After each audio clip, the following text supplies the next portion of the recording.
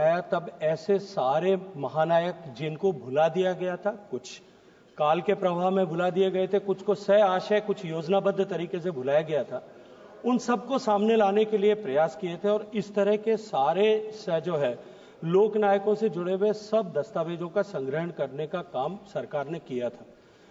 मैं माननीय सदस्य के संज्ञान में लाने के लिए इतना अवश्य निवेदन करना चाहता हूं कि नेशनल आर्काइव्स का इस तरह का डिजिटाइजेशन प्रोग्राम ऑलरेडी चल रहा है, जहां पिछली समय में आज से 10 साल पहले तक एक साल में लगभग 3-4 लाख पन्नों का इस तरह का कंजर्वेशन का काम होता था। जो माननीय प्रधानमंत्री जी के नेतृत्व में हमने digitization of national archives records प्रारंभ किया है, उसके तहत पिछले केवल एक फरवरी माह में, मैं फरवरी माह इसलिए कोट कर रहा हूं कि जो है साल का सबसे छोटा महीना होता है, 6,40,000 से ज्यादा पन्नों को हमने कंजर्व किया और दुनिया का सबसे बड़ा डिजिटाइजेशन प्रोग्राम हमारे नेशनल आर्काइव्स में चल रहा है, जिसमें हम लगभग 3 करोड़ पेजेस को अब तक डिजिटाइज कर चुके हैं। इसी के साथ साथ में इसी तरह के इनिशिएटिव्स जो है सुप्रीम कोर्ट के मार्गदर्शन में देश के सारे कोर्ट्स ने, हाई कोर्ट्स को उन्होंने आग्रह किया है, जिसको नेशनल आर्काइव्स जो है हमारी एक्सपर्टीज के चलते हुए हम उनको भी मेंटरशिप कर रहे हैं कि देश के सारे इस तरह के जुडिशियल रिकॉर्ड्स को भी हम आर्काइव करें। और इन आर्काइव्स ये जो आर्काइव्स डॉक्यूमेंट है, इन सारे डॉक्यूमेंट्स को जिनको हमने डिजिटाइज किया है उनको अभिलेख पटल पर हमने पब्लिक एक्सेस के लिए रखा है, ताकि लोग, रिसर्चर्स, स्कॉलर्स, इतिहास का अध्ययन करने वाले लोग उन सबको पढ़ सकें। आज माननीय प्रधानमंत्री जी के नेतृत्व में मैन्युस्क्रिप्ट मिशन, माननीय वित्त मंत्री जी का अभिनंदन करना चाहता हूं कि उन्होंने बजट में घोषित किया, जिसमें इस तरह के सारे दस्तावेज न केवल आजादी से जुड़े हुए अपितु ऐतिहासिक धरोहर जो हमारी हजारों साल की है, बाघ की छाल पे लिखी, जो पेड़ की छाल पे लिखी हुई, भोजपत्र, ताड़पत्र, सिल्क के कपड़े पर लिखी हुई, हैंडमेड पेपर्स पर लिखी हुई, जो लगभग 2000 साल पुरानी तक जितनी भी रिकॉर्ड्स, जितनी भी मैन्युस्क्रिप्ट्स सरकार के पास में, राज्य सरकारों के पास में, आर्काइव्स के पास में, प्राइवेट लोगों के पास में, म्यूजियम्स के पास में, यूनिवर्सिटीज के पास में, उन सब का जो है कंजर्वेशन और डिजिटाइजेशन हम ज्ञानम भारतम मिशन जो माननीय प्रधानमंत्री जी के नेतृत्व में अनाउंस हुआ उस पर करने वाले। निश्चित रूप से इस तरह के दस्तावेज भारत के इतिहास से जुड़े हुए हैं, भारत के स्वतंत्रता के इतिहास से जुड़े हुए हैं, वो हम सब के लिए अमूल्य थाती है। उनका कंजर्वेशन करके उस रिकॉर्ड को सारे को डिजिटाइज करके पब्लिक के पास में के लिए रेडी रेफरेंस के लिए उपलब्ध हो, इसके ऊपर हम निश्चित रूप से काम कर रहे हैं। श्री टी.आर. बालू जी। टी.आर. बालू।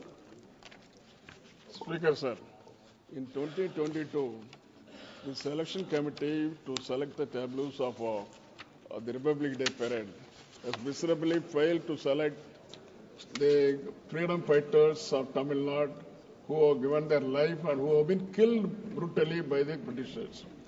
See, I want to know whether this government will come forward to select all these freedom fighters, namely Swami Chidambaram, Velnachiyar, Koili, Veerapandiya Kattabomman, Maruthu Brothers, Dheeran Chinnamalai, Undi Veeran, and Bhasha Menger, and so on, could be recognized at least now to say that these freedom fighters are taken into consideration by this government. माननीय अध्यक्ष महोदय, माननीय सदस्य ने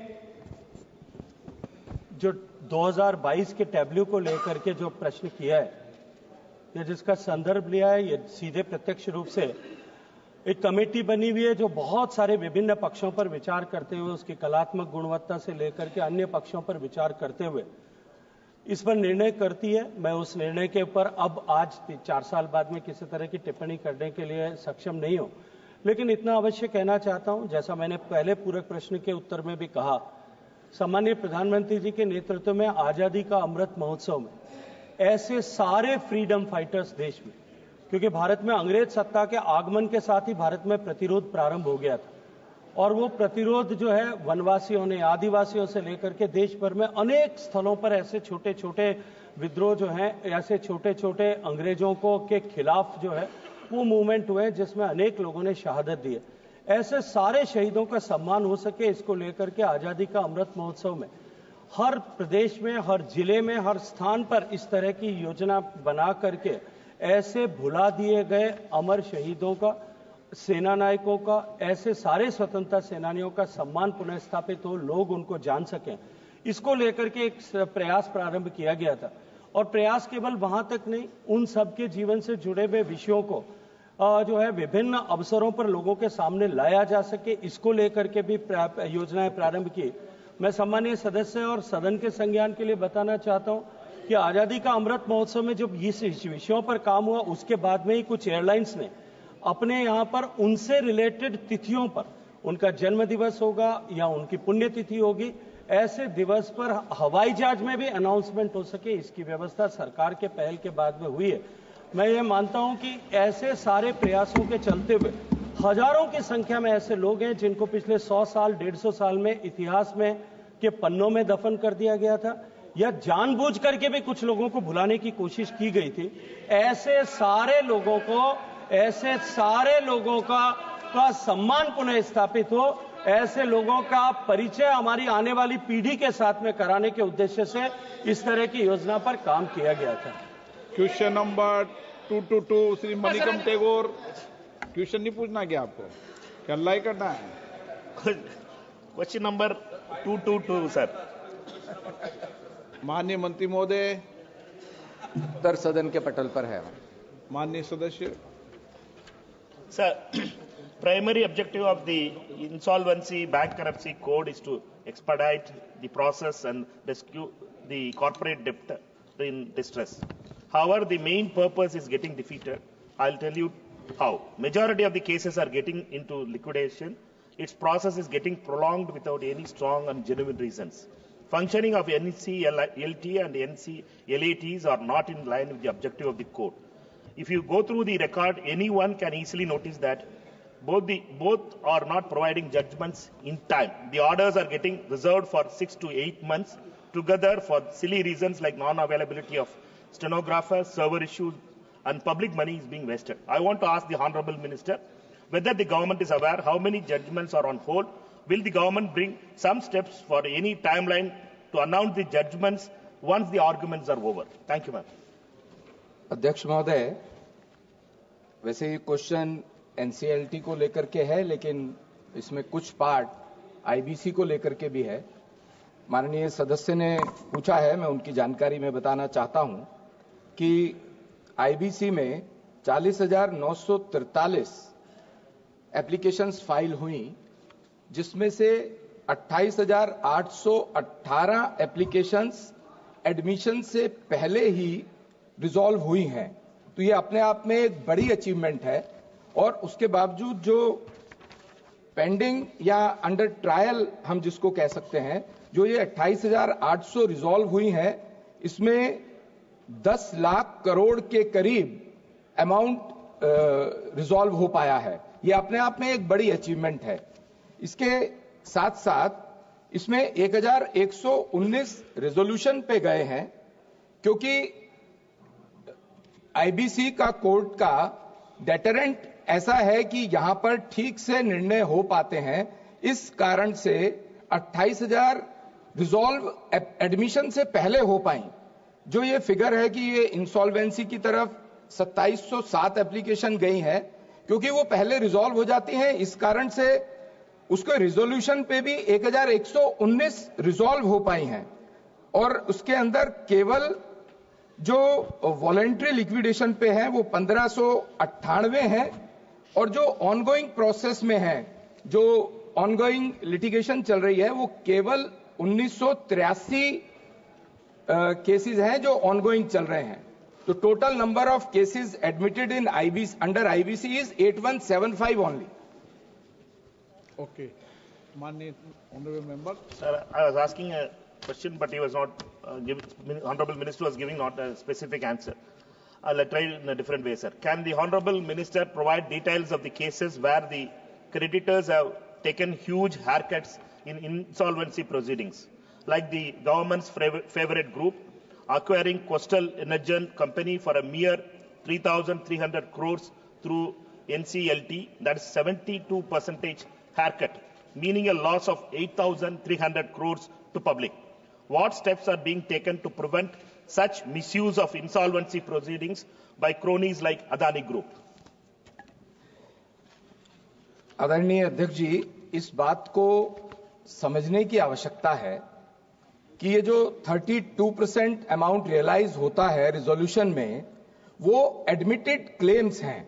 जिस दिन company litigation में जाती है, अगर उस दिन उसकी लिक्विडेशन वैल्यू देखी जाए और जो क्लेम्स रियलाइज हुए दैट इज 162%, और अगर फेयर वैल्यू पे जाया जाए, जिस दिन कंपनी लिटिगेशन में जाती है उस दिन उसकी एसेट्स का और कंपनी की जो वैल्यू है वो 89% उसकी फेयर वैल्यू है। So it has to be looked into in this perspective also that 32% the haircut you were asking is respected sir, only 32% is of the admitted claims. Shri Vijay Kumar उप विजय बसंत। Thank you, Speaker, sir. Sir, my supplementary question: is the government undertaken any assessments or studies on the effectiveness of IBC in resolving insolvency cases and its impact on India's overall business environment? If yes, could the government share the findings and future action points based on these assessments? Thank you. आदरणीय अध्यक्ष जी, Indian institute of management Ahmedabad ने इसके ऊपर एक अच्छा study किया है, जिसके कारण से इसका डिटेल मैं आदरणीय महोदय को दे दूंगा, लेकिन कुछ सेलिएंट फीचर्स मैं बता भी सकता हूं। जो रिजोल्यूशन होते हैं उसकी इफेक्टिवनेस पर और उसके आफ्टर इफेक्ट्स के ऊपर जो IIMA अहमदाबाद ने स्टडीज की है, उसमें फाइनेंशियल रिकवरी के ऊपर भी सारी स्टडी है। जो मैंने अभी बताया कि एडमिटेड क्लेम्स का 32% रियलाइज होता है और लिक्विडेशन वैल्यू का 168% रियलाइज होता है। इसकी कंपनीज के रिजॉल्व होने के बाद according to this study sales growth has increased by 76% of those resolved companies. उसकी ऑपरेशनल प्रॉफिटेबिलिटी भी अचीव हुई है, एम्प्लॉयमेंट भी 50% बेहतर हुआ है, इंक्रीज हुआ है। ये कुछ डिटेल्स हैं और इसकी काफी बड़ी रिपोर्ट है। अगर आप कहेंगे तो मैं आपको इसको पूरी रिपोर्ट दे सकता हूं। ठीक है। श्री रमाशंकर राजभर। बहुत कृपा अध्यक्ष जी, मैं मंत्री जी से जानना चाहता हूं, 2014 के बाद दिवाला कंपनियों की बाढ़ आई रियल इस्टेट में। रियल इस्टेट कंपनियों ने कंपनी बनाई, अपने नाती पोतों के नाम से फर्जी कंपनी बनाई और निवेशकों और बायर्स को घर देने के बजाय वो अब तक लाखों रुपया का पैसा लूट लिया गया, लाखों बायर्स का। मैं मंत्री जी से जानना चाहता हूं कि ये सारे मुकदमे एनसीएलटी में गए और वहां एनसीएलटी ने इस पर कितना निर्णय किया, उन बायर्स का पैसा कब तक आएगा? एनसीएलटी न फायदा वो मुकदमों का निस्तारण कर रही है, न उस पर मुकदमों पर फैसला दे रही है, न उस बायर का पैसा मिल। तो मैं मंत्री जी से जानना चाहता हूं कि जो हजारों निवेशक देश के रियल इस्टेट में अपनी भूमि लगा करके नौकरी का सारा पैसा लगा दिया, पेंशन का पैसा लगा दिया, तो ये एनसीएलटी कंपनी कब तक उनका पैसा दिलवाने का इंतजाम करेगी, या मैं सरकार से मांग करना चाहता हूं। माननीय मंत्री जी। आदरणीय अध्यक्ष जी, एनसीएलटी में और विशेष तौर से आईबीसी के तहत जो ये होम बायर्स को लेकर के विषय आता है, इसमें बहुत से रिफॉर्म्स सरकार ने किए हैं। इसके अंदर जो अलग से अगर कोई बड़ा बिल्डर एनसीएलटी में जाता है और उसके अलावा हमारा कोई कंज्यूमर वहां जाता है, तो उनकी बड़े प्रोजेक्ट्स में कोई टॉवर के बेस पर भी उसका रिजोल्यूशन हमने संभव कराया है। और इसके अलावा possession during the proceedings of under IBC in NCLT, handover of possession of home buyers during the proceedings, ये भी हमने इंश्योर किया है। और इसके अलावा जो exclusion of units of home buyers having possession from liquidation estates in these cases where the corporate debtors has given possession to an allottee in the real estate, such assets shall not be a form of shall not form a part of liquidation estate also. इसके ऊपर बहुत से relaxation भी हमने home buyers को दिया है, जिसके अंतर्गत वो जो कंपनीज लिटिगेशन में है, रिजोल्यूशन प्रोसेस में है, उसमें भी जो होम बायर्स हैं उनको पूरा रिलैक्सेशंस और उनका hand over of the position भी हम उसमें दे रहे हैं. इसके ऊपर भी पूरा हमारे पास डिटेल्ड रिफॉर्म्स हैं. हमारे पास पूरे डिटेल्ड रिफॉर्म्स जो हमने किए हैं, लगभग 15-20 पेजेस का वो डिटेल है, जिसका मैंने सेलिएंट फीचर्स आपको बताए हैं. आप कहेंगे तो मैं वो भी आपको दे सकता हूं. Okay. Question number 223 a money. Question number 223 माननीय मंत्री जी. कल पे रखा है. Shri Sambit Patra.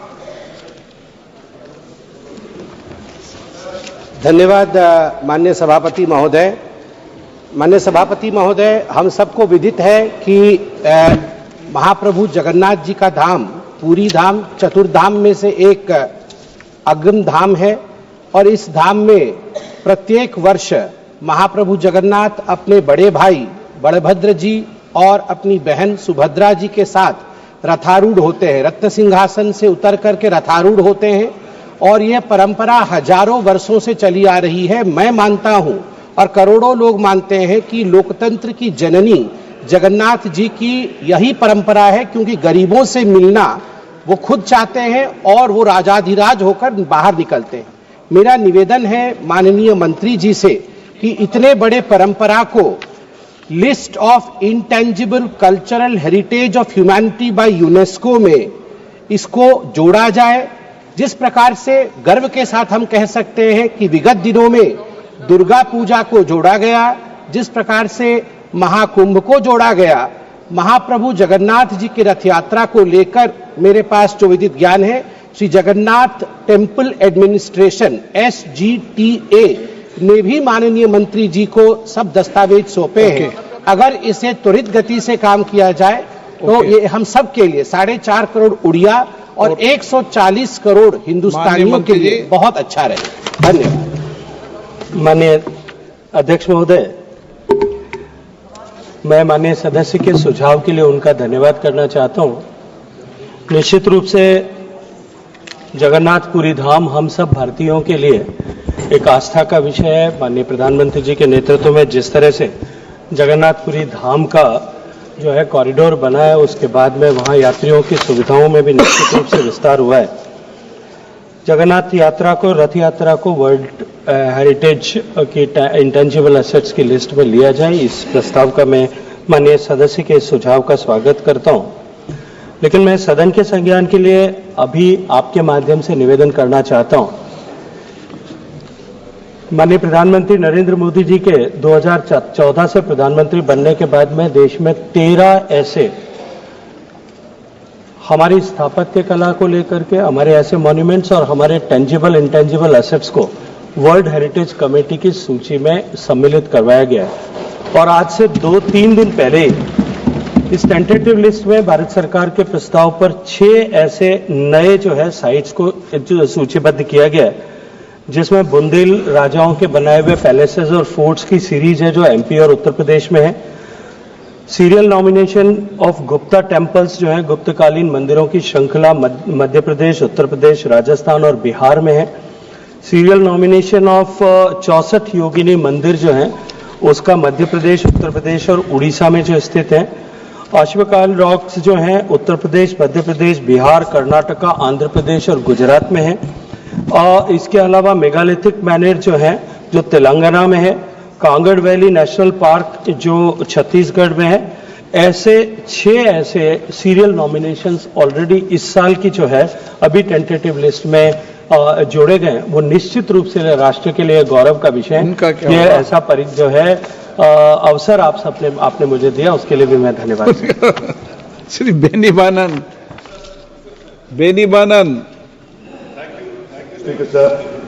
Sir, the objectives and the mandate of the zonal cultural centers are said to be the promotion and the preservation of folk, tribal and local arts. But are these artists treated at par with the classical artists in terms of remuneration, travel and hotel facilities? Are they graded by the Doordarshan and empaneled by the ICSR?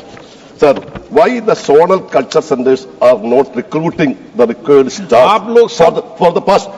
में कष्ट पूछो, शोध में जवाब दो। Sir, number how दिया many था, 20 artists are special repeated by the lecture लोगों Sangeet को Academy, their events for the last 5 years? Many times the programs are given to the board members and their relatives. So, can you give a detailed program given by the Sangeet Academy board members, their relatives? Thank you, sir. माननीय अध्यक्ष महोदय, माननीय सदस्य का प्रश्न मूल प्रश्न से हट करके थोड़ा दूर चला गया है और एक इन्होंने पूरी सूची सारे संगीत नाटक एकेडमी ने जो है आपका प्रश्न जोनल कल्चर सेंटर से संबद्ध था। आपने संगीत नाटक एकेडमी से संबंधित जो कलाकार हैं जिनके ग्रेडिंग संगीत नाटक एकेडमी ने किए या दूरदर्शन ने जिनका ग्रेडिंग किया है उनको दिए गए प्रोग्राम्स की सूची मांगी है। बहुत विस्तृत सूची है क्योंकि भारत सरकार के संगीत नाटक एकेडमी और जेडसीसी बहुत सारे कार्यक्रम कराते हैं, किन आर्टिस्ट को क्या प्रोग्राम्स दिए गए। मैं माननीय सदस्य मेरे कार्यालय में कभी भी कार्यालय मत बुलाया करो, उनके साथ में सारी सूची जो है उनके साथ में निश्चित रूप से साझा करके अपने आप को प्रसन्न महसूस करूं। श्री सदन में कभी भी कार्यालय में बुलाने की बात करना बंद कर दो। आपके दो में आपको भेज देंगे, सूचना भेज देंगे, ठीक है ना। कार्यालय बुलाने की बात आप पर्सनल करते रहो। श्री कीर्ति आजाद। हाँ, धन्यवाद अध्यक्ष जी।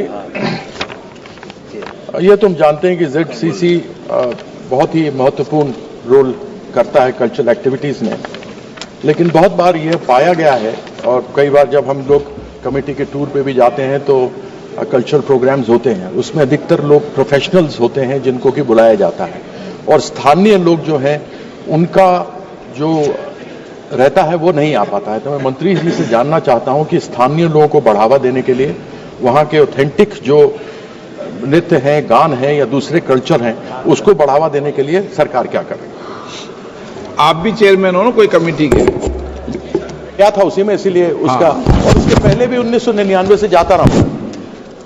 माननीय अध्यक्ष महोदय, माननीय सदस्य ने जो कहा है कि स्थानीय लोगों को मौका नहीं दिया जाता, मैं उस बात से बिल्कुल भी असहमत नहीं हूं। मुझे लगता है कि कहीं थोड़ा सा सूचना का अभाव माननीय सदस्य को है और मैं आग्रह करूंगा कि वो एक बार जाकर के जोनल कल्चरल सेंटर्स पे और ज्यादा गहराई से उनके कार्यक्रमों में देखें, क्योंकि जोनल कल्चरल सेंटर्स प्राथमिक रूप से सारे ट्राइबल, लोकल और वहां के आर्ट फॉर्म्स को, डिफरेंट आर्ट फॉर्म्स को ही सपोर्ट करने के लिए काम करते हैं। और पिछले वर्षों में जिस तरह से जोनल कल्चरल सेंटर्स में काम किया है, केवल जो है प्रेजेंट आर्टिस्ट नहीं, उसके अतिरिक्त भी जोनल कल्चरल सेंटर्स ने लोकल आर्टिस्ट को सपोर्ट करने के लिए डिफरेंट तरह की एक्टिविटीज चलाते हैं, उनको मॉनिटरी सपोर्ट करते हैं, उनको प्रोग्राम दे करके सपोर्ट करते हैं।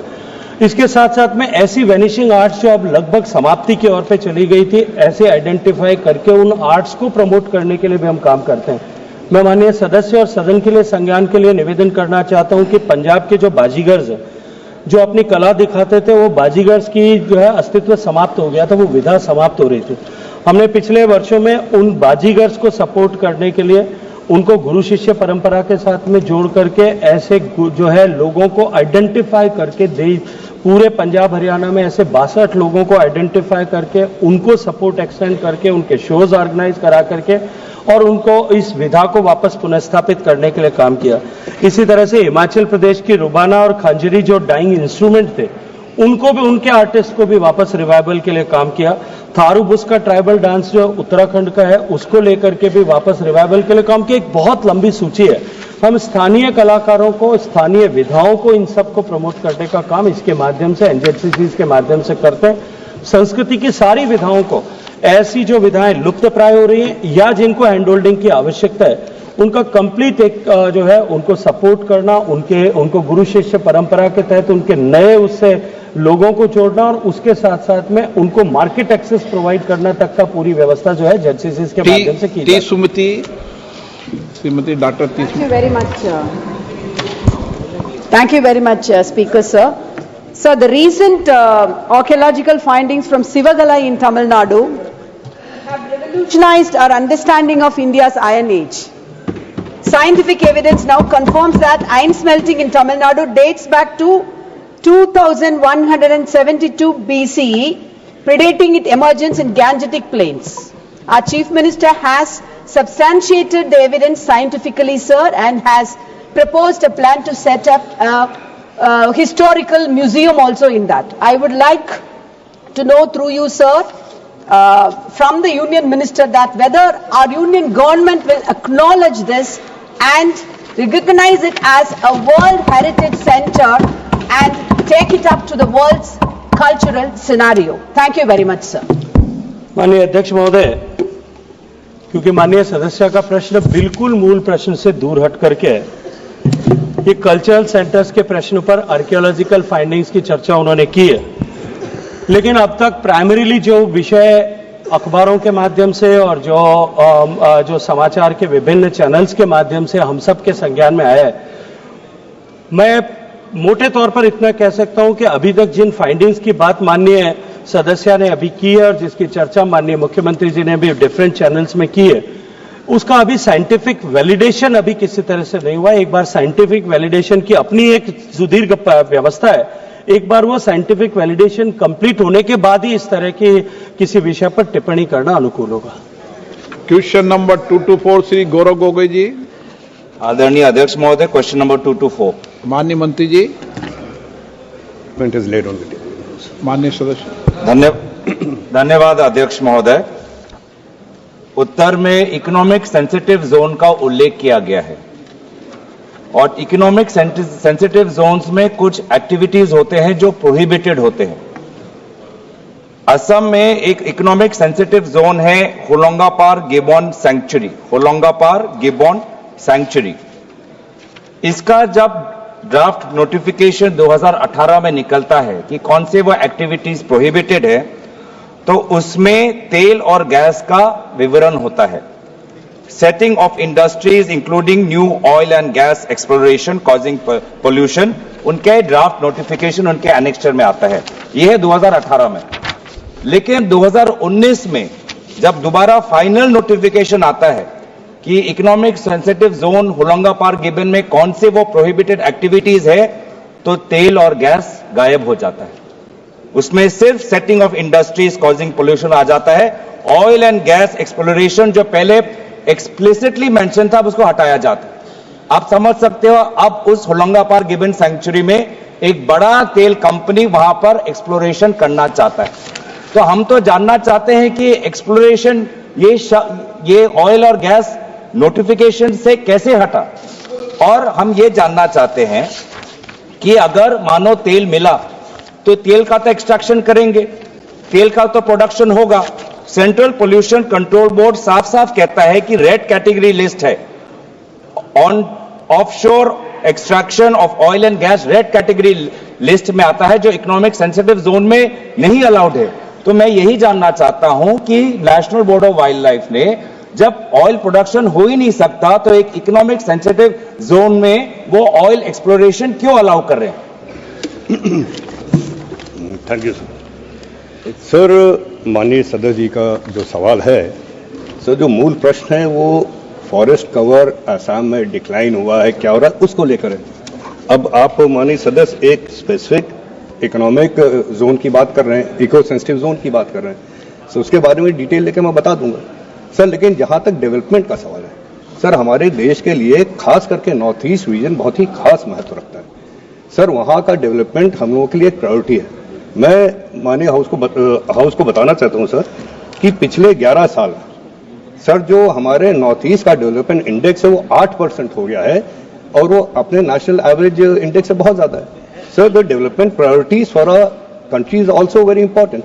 और जो कुछ भी डेवलपमेंट के नाम पे, चाहे अपने इको सेंसिटिव जोन हो, फॉरेस्ट एरियाज हो सर, उसका एक नियम कानून, एक प्रोसीजर है सर। इसमें जो हम लोग का वन संरक्षण संविधान अधिनियम 1980 है सर, उसमें स्पेसिफिक गाइडलाइंस प्रोवाइडेड है कि कोई भी डेवलपमेंट एक्टिविटी किस ढंग से की जाएगी, उसके क्या रूल्स फॉलो किए जाएंगे।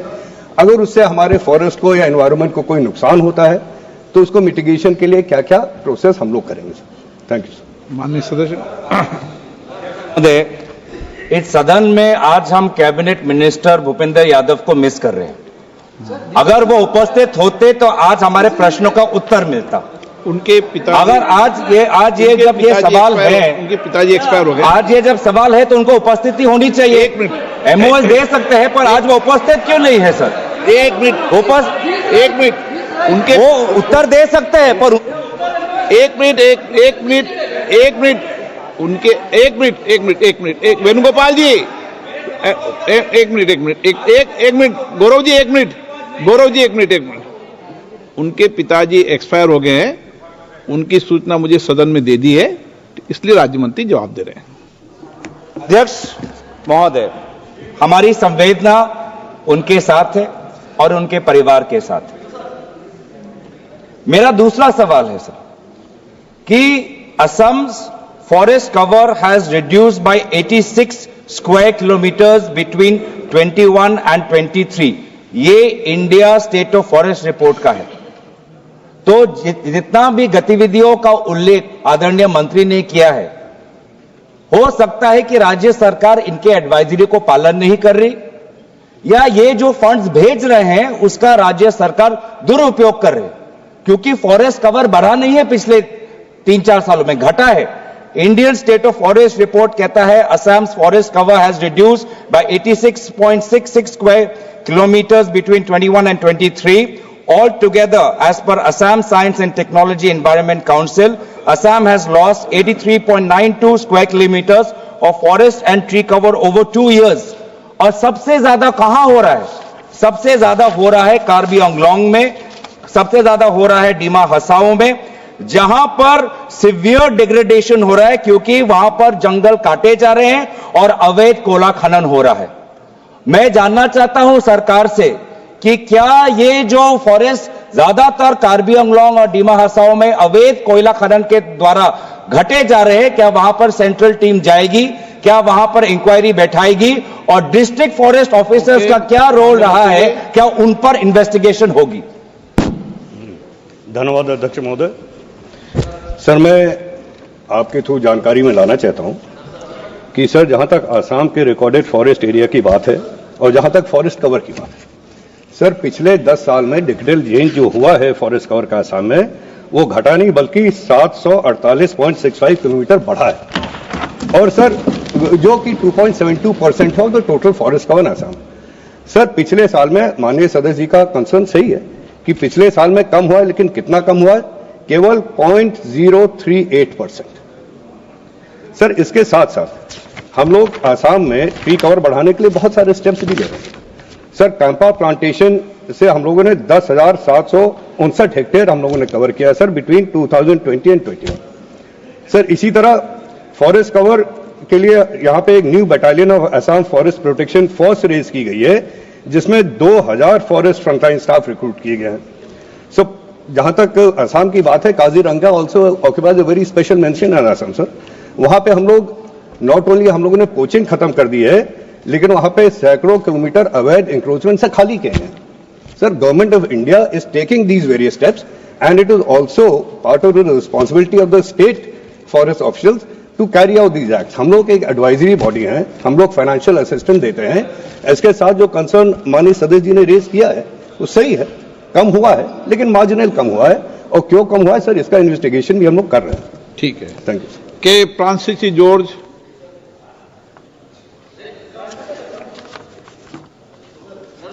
Sir, in Assam, if it is degradation of forest is the problem. In Kerala, sir, it is the aggregation of forests.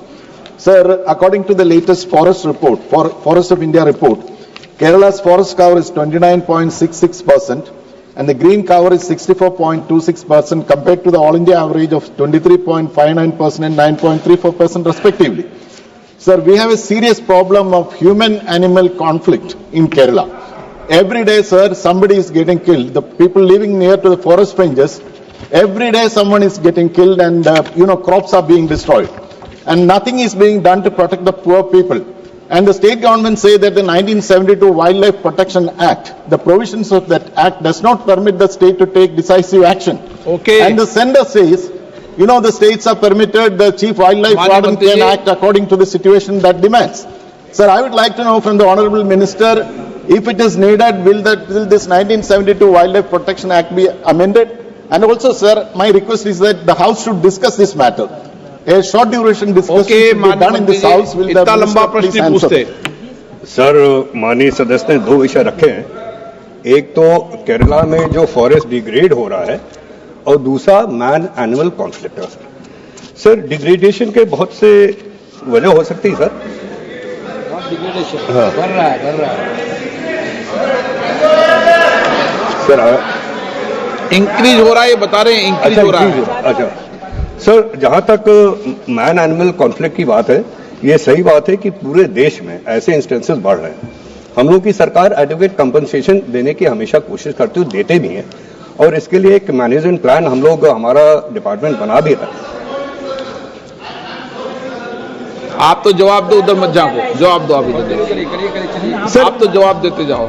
Sir, जो ये आप माननीय सदस्य the program he wants to know sir, again sir I beg to say कि ये जो मूल सवाल था वो ट्री कवर, फॉरेस्ट कवर और आसाम नॉर्थ ईस्ट स्टेट को लेकर था। और सर, अगर यहाँ पे मैन एनिमल कॉन्फ्लिक्ट की बात कर रहे हैं, जैसा कि मैंने कहा, सही बात है, इसके लिए हम लोग प्रोग्राम बना रहे हैं, प्रोविजंस कर रहे हैं, इसकी जियो टैगिंग की बात हो रही है, सैटेलाइट टेक्नोलॉजी यूज कर रहे हैं, and we are putting these process in action sir. Thank you sir. Question number 225 Shri KC Venugopal. 225. So the statement is laid on the table. माननीय सदस्य। Thank you very much, Honorable Speaker, for giving me an opportunity to reflect the pain and agony which are facing by the fisherfolk of the country, especially the state of Kerala. The issue is that offshore mining has been declared by the central government and tender processes are started. Basically started from Kollam to Parap area, which is Ramachandran also representing that constituency, and my constituency Alappuzha is also coming under the sea. Honorable Speaker, sir, this is the area where maximum fish breed is there. This is the area where maximum our minerals are there. Without conducting a proper environment study, how do you know how government can go like this type of tender procedure? The fishermen are in a great pain. Last 3 months they are in agitation. I went to the deeper sea for agitation. When government is taking a decision, at least they should consult the stakeholders. For this sand mining, offshore mining, fisherfolk is one of the major stakeholders. Nobody consulted the fishermen people. Nobody consulted the experts. Sir, without that study, how can government go to this?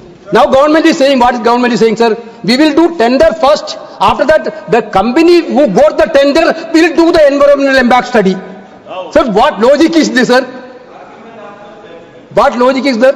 So my direct question to the minister, whether the minister is going to reply to the house through you, sir, whether they are going to stop this offshore mining, especially for Kerala.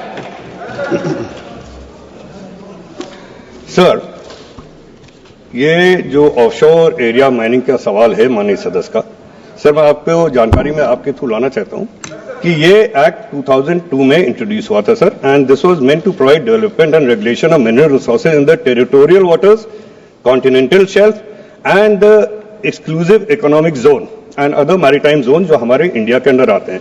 ये हम लोगों ने sir 2023 में amend किया था। जहां तक आपका सवाल जो कंसर्न रेज किया है कि फिशरमैन का क्या होगा, ब्रीडिंग ग्राउंड का क्या होगा, क्या कंसल्टेशन हुआ कि नहीं हुआ, सर इन सारे सवाल का मैं जवाब देना चाहता हूं।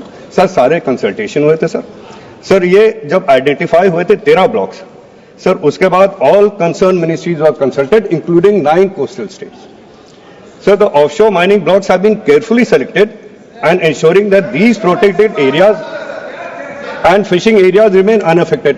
सर मैं जानता हूं सर केरला असेंबली ने एक रेजोल्यूशन पास किया था अगेंस्ट दिस, सर उस पर भी मैं I take 1 minute here sir. Sir, the consultative process has happened with the state governments and various concerned central ministries, and the same was done at various stages at the time of the amendment in the act itself. Amendment के समय ही हुआ था, formation जब rule हुए थे और auction हुआ था उस समय भी हुआ था। सर जहां तक ये माइनिंग का ऑपरेशन का सवाल है, सर इसमें G1 से लेके G4 तक स्टेजेस है। सर इसमें बहुत क्लियरली डिफाइंड है कि जितने भी एनवायरमेंटल सेफगार्ड्स की जरूरत है, अभी स्टेज पे only the auction process has been initiated.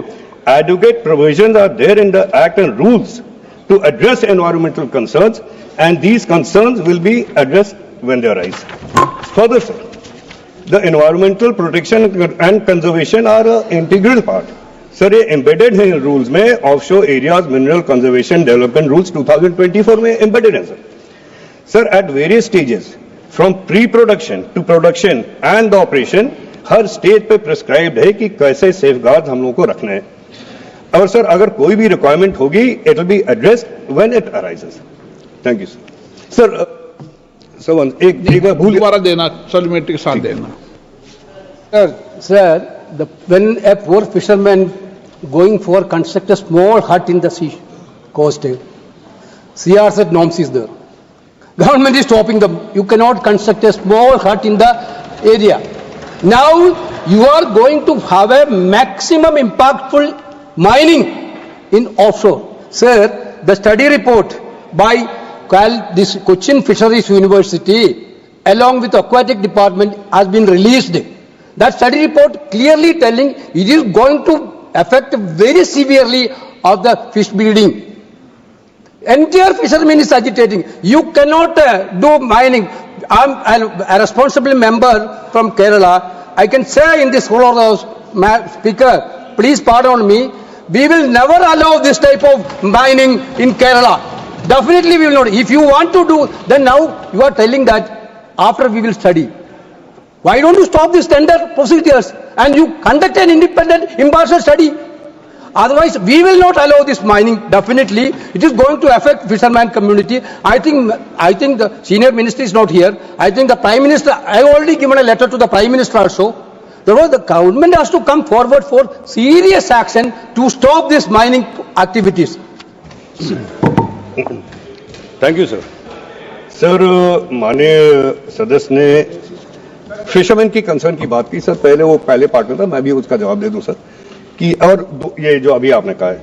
Sir आपने CRZ की बात की. सर CRZ जो जोन है हमारे देश का, वो अपने कोस्ट से केवल 12 नॉटिकल माइल तक एक्सटेंड करता है सर. उसके बाद हम लोगों का एक्सक्लूसिव इकोनॉमिक जोन आ जाता है सर. ये जो माइनिंग हो रही है, it is beyond the CRZ zone, उससे 5-6 किलोमीटर और आगे है सर. वहां पे डेप्थ पानी की बहुत ज्यादा है, एंड जो ट्रॉलर्स और जो फिशिंग एक्टिविटी हमारे देश में होती है, वो इज बेसिकली एक कोस्ट लाइन के पास में होती है सर. दूसरी बात, वहां पे एक बहुत बड़ा फिश ब्रीडिंग ग्राउंड भी है. माइंस तो स्टेट का विषय है ना, माइंस तो सर ये माइंस वैसे उन्होंने बताया ना केरल स्टेट सरकार का. सर एक बार सर वैसे तो ये क्वेश्चन कायदे से मिनिस्ट्री ऑफ माइंस का था सर, लेकिन हमें एड्रेस है तो हम अपनी पूरी कोशिश करेंगे सैटिस्फैक्टरी जवाब देने की सर. तो अगेन सर जहां तक हमारे मिनिस्ट्री का सवाल है, हम लोगों का एनवायरमेंटल कंसर्न जो है सर, वो विद इन CRZ जोन तक जाता है, जो कि केवल 12 नॉटिकल माइल तक है सर. ये माइनिंग जोन CRZ जोन के भी बाहर है सर. मैं एक और आपके ध्यान में एक बात लाना चाहता हूं सर कि सर केरला गवर्नमेंट ने, आप सही कह रहे हैं, उन्होंने रेजोल्यूशन पास किया कि नहीं होनी चाहिए वगैरह सर, लेकिन सर मैं केरला गवर्नमेंट का ही सर एक सर्कुलर डेटेड 20/12/18 का मैं रखना चाहता हूं सर. सर इसमें government of Kerala wishes to encourage the import of sand from other countries. Sir यही सरकार कि वहां सैंड की इतनी कमी को इंपोर्ट करने के लिए उन्होंने पास किया है. और सर ये जो सैंड, ये ब्लॉक्स है, वही बिल्डिंग क्वालिटी सैंड के ही है सर. इससे सबसे ज्यादा फायदा तो केरला गवर्नमेंट को ही होने वाला है, केरला स्टेट को होने वाला है. So I do not understand these baseless concerns which are being raised sir. Thank you sir.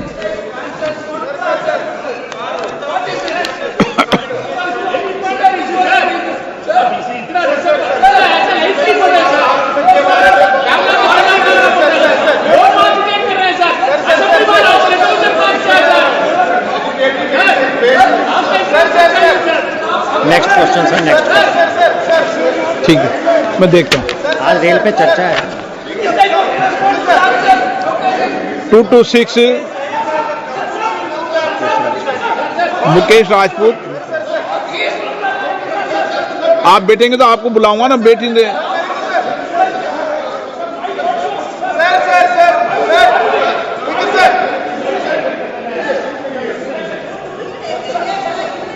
नहीं, एन.के. प्रेमचंदन जी को प्रश्न पूछने दो। NK. Premachandran.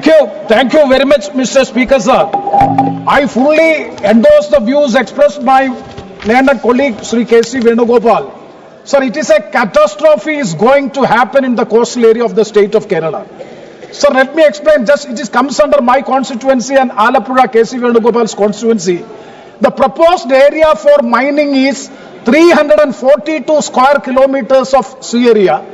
And this is from 32 nautic miles to 61 nautic miles from the coastal area, where the 85 kilometers of length of this Koilon bank, Kollam Parab, having abundant fish wealth is there. The area which is proposed for sea sand mining is the area we are having the abundant fish wealth, and the Kollam area is having 1/4 of the total production of the fish wealth is there. So in such a situation, without conducting an environmental impact assessment, and sir, the answer is I am seeking protection. Sir, we are seeking protection from the Honorable Speaker, because the answer would go to show that the environmental impact assessment will be done after the bidding process. The contractor or the bidding company will conduct the process. And how can it be? And the second, sir, B part of my supplementary is COP27. Sir, internationally, COP27 conference, which was held in Egypt, so many countries which have experienced sand mining, and it is adversely affected. माननीय मंत्री जी। No sir okay sir जो environment impact assessment की study है sir, वो before mining operation की जाएगी sir. उसके basis पे ही हम लोग या जो माइनिंग विभाग है वो परमिशन देगा कि माइनिंग हो कि ना हो। उसके पहले sir, before the operation the environment study will be carried on, will be vetted by the ministry. Sir, institute of oceanography भी इसको देखेगा, उसके बाद ही माइनिंग की क्लियरेंस दी जाएगी। क्लियर हो गया ना बात? ये क्लियर है। 226 मुकेश राजपूत। नेक्स्ट माननीय मंत्री जी श्री सुरेश कुमार।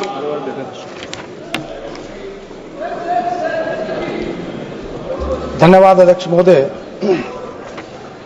मैं आपके माध्यम से माननीय मंत्री से जानना चाहूंगा कि ई श्रम पोर्टल पर रजिस्ट्रेशन के लिए क्या मापदंड हैं, रजिस्ट्रेशन के लिए किन दस्तावेजों की आवश्यकता होती है, तथा असंगठित क्षेत्र में कामगारों के डेटा का उपयोग किस प्रकार से किया जाता है। मैं माननीय मंत्री से जानना चाहूंगा। और साथ ही साथ देश में जैसा कि उत्तर में बताया गया कि 30.70 करोड़ अनऑर्गेनाइज सेक्टर में काम करने वाले वर्कर्स हैं, और मेरे प्रदेश में 19.89 लाख असंगठित क्षेत्र के कामगार हैं। ई श्रम पोर्टल वन स्टॉप सॉल्यूशन के माध्यम से किस प्रकार से इन रजिस्टर्ड कामगारों की सहायता कर सकता है, तथा रजिस्ट्रेशन के बाद जो पंजीकृत कामगार है उसको कैसे पता चलेगा कि उस किस स्कीम के लिए नामांकित है। माननीय मंत्री से जानना चाहूँगा। स्पीकर सर, माननीय सदस्य ने ई श्रम पोर्टल में रजिस्ट्रेशन के बारे में क्वेश्चंस पूछा है।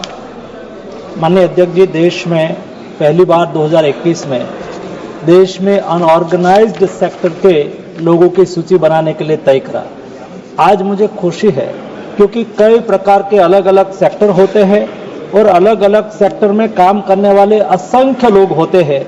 उसमें से 30 व्यापक सेक्टर में 400 व्यवसायी लोगों की सूची बनाने के लिए सरकार ने एफर्ट करा। मुझे आज बताते हुए खुशी हुई है कि आज ई श्रम पोर्टल पर 30 करोड़ 70 लाख रजिस्ट्रेशन हुए हैं। हो अनऑर्गेनाइज सेक्टर के व्यवसायी लोग हैं, उसको एक ई श्रम नंबर मिलता है। ये नंबर के आधार पर उसकी पहचान होती है। दूसरा क्वेश्चन माननीय सदस्य ने पूछा है कि ई श्रम पोर्टल पर वो रजिस्टर तो हो गए, लेकिन रजिस्टर हो जाने से उसको क्या फायदा मिलेगा। माननीय अध्यक्ष महोदय, जो ई श्रम पोर्टल पर अनऑर्गेनाइज्ड सेक्टर के श्रमिक रजिस्टर हो जाते हैं, उसको कई टाइप की भारत सरकार की स्कीम के साथ जोड़ा गया है, ताकि ऐसे लोगों को मैपिंग करने में सरकार को भी सुविधा रहेगी और स्वयं को भी सूचित रहेगा कि मैं कौन सी योजना के लिए एलिजिबल हूं। उसके लिए one nation one ration card, प्रधानमंत्री सुरक्षा बीमा योजना, प्रधानमंत्री जीवन ज्योति बीमा योजना, आयुष्मान भारत योजना के तहत 13 प्रकार की ऐसी योजना है जो भारत सरकार की योजना में एक ही प्लेटफॉर्म पर मैपिंग से पता चलता है कि कौन सी योजना के लिए वो एलिजिबल है, जो उन्होंने रजिस्ट्रेशन नहीं करा है। फॉर एग्जाम्पल, अध्यक्ष महोदय, कोई गांव में कोई गरीब परिवार के व्यक्ति है, उन्होंने ई श्रम पोर्टल पर रजिस्ट्रेशन करा, तो तुरंत ही हाउसिंग मिनिस्ट्री उसको चेक करेगी, ग्राम विकास मंत्रालय उसको चेक करेगा, उसमें से फ्लैग होगा कि उसके पास आवास नहीं है, तो तुरंत ही उसका अप्रोच करके लास्ट माइल व्यक्ति तक उसका फायदा हो। प्रधानमंत्री आवास थोड़ी मिलेगा उसको। यस, प्रधानमंत्री आवास नहीं मिलेगा। ई श्रम पोर्टल वाले को प्रधानमंत्री आवास थोड़ी मिलेगा माननीय मंत्री जी। हाँ अध्यक्ष महोदय, नहीं मिलेगा। क्यों?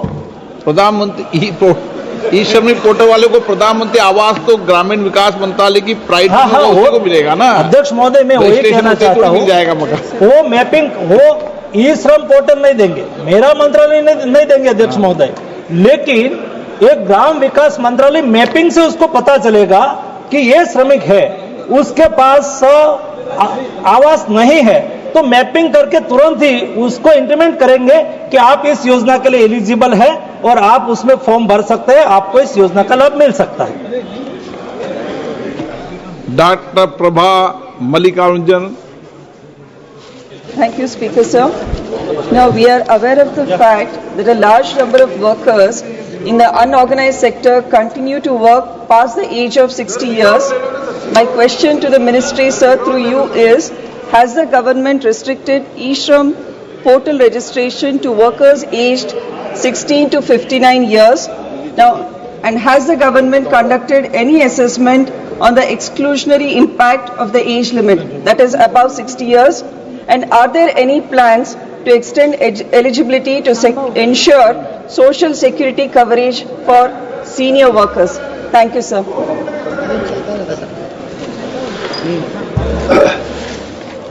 माननीय अध्यक्ष महोदय, कोई श्रमिक ई श्रम पोर्टल पर रजिस्टर होता है और उसके लिए कई टाइप की योजना के लाभ के लिए वो एलिजिबल होता है। हमने ई श्रम पोर्टल को साथ में नेशनल कैरियर सर्विस पोर्टल के साथ भी इंटीग्रेट करा है, ताकि ई श्रम पोर्टल के लाभार्थी अपनी एलिजिबिलिटी और अपनी योग्यता के अनुसार नेशनल कैरियर सर्विस पोर्टल पर कोई जॉब अपॉर्चुनिटी हुई हो तो उसको एनकेस कर सके। यह माननीय अध्यक्ष महोदय, माननीय सदस्य ने विशेष रूप में पूछा है कि 60 साल की उसकी एज हो जाने के बाद उसको कोई लाभ मिल सकता है क्या? माननीय अध्यक्ष महोदय, मैं आपके द्वारा माननीय सदस्य को ये संज्ञान में लाना चाहता हूं कि कई ऐसी योजना है, पेंशन योजना भी है, उसमें से प्रधानमंत्री श्रम योगी मानधन योजना है। उसने अपने जब वो काम करते हैं तब पेंशन फंड में पैसा जमा कराया हो, इस योजना में पैसा जमा कराए हैं तो 50% पैसा राज्य सरकार देती है और दोनों को मिला के वो 60 एज के बाद उसको 3000 का पेंशन भी उपलब्ध कराया जाता है। माननीय सदस्यगण, मुझे कई माननीय सदस्यों के स्थगन प्रस्ताव की सूचनाएं प्राप्त हुई है। जिन माननीय सदस्यों की माननीय सदस्य सीट पर आकर बुला करो। जिन सदस्यों की स्थगन सूचना प्राप्त हुई, श्री राजेश रंजन, इमरान मसूद, श्रीमती कनिमोजी करुणानिधि, बी मनिकम टैगोर, विजय कुमार भजन कुमार, कोडी कोनल सुरेश, नीरज मौर्य, सोगत राय, केसी वेणुगोपाल, बेनी बनन, मोहम्मद जावेद एबन। आप मणिपत टैगोर जी के इक्वल मत बनो, आप सीनियर व्यक्ति हो, ठीक है। सभा पटल पर रखे जाने वाले पत्र, item number 2, Shri Gajendra Singh Shekhawat. Sir, with your permission, I rise to lay on the table of the House the papers mentions again my name at serial number 2 in today's list of business. Thank you, sir. Shri Arjun Ram Meghwal ji. Honorable Speaker, sir, with your kind permission, I rise to lay the paper on the table of the House pertaining to the Ministry of Parliamentary Affairs as mentioned against my name at serial number 3 in today's list of the business of Lok Sabha. Thank you. Item number 4, Shri Jayant Chaudhary ji. अनुमति से आज की कार्यसूची में क्रम संख्या 4 पर मेरे नाम के सामने उल्लेखित दस्तावेजों को मैं सभा के पटल पर रखता हूं। Item number 5 Shri Pankaj Chaudhary. अध्यक्ष महोदय, मैं आज की कार्यसूची में मेरे नाम के सामने मत संख्या 5 पर वर्णित कागजात आपकी अनुमति से सदन के पटल पर रखता हूं। आइटम नंबर 6 श्री सुश्री शोभा करंदलेजे। अध्यक्ष जी, मैं आपके अनुमति से आज का कार्यसूची में मेरा नाम के सामने क्रम संख्या 6 पे उल्लेखित दस्तावेज सदन के पटल पर रखती हूँ। शोभा जी, आप पूरा आगे क्या लगाते हैं नाम? Karandlaje. Karandlaje. Item number 7 Shri Sukanta Majumdar. With your kind permission, I rise to lay on the table of the House the papers mentioned against my name at serial number 7 in today's list of business. Item number 8 Shri Harsh Malhotra. आदरणीय अध्यक्ष जी, आपकी अनुमति से मैं आज की कार्यसूची में क्रमांक 8 पर मेरे नाम के सामने उल्लेखित पत्रों को सदन के पटल पर रखता हूं। धन्यवाद। Item number 9 Shri Radha Mohan Singh. महोदय, मैं आज की कार्यसूची में मेरे नाम के समक्ष यथा सूचीबद्ध रक्षा संबंधी स्थायी समिति के 7वें, 8वें, 9वें और 10वें प्रतिवेदन की एक प्रति प्रस्तुत करता हूं। Item number 10 doctor Shashi Tharoor ji. Shri Arun Govil.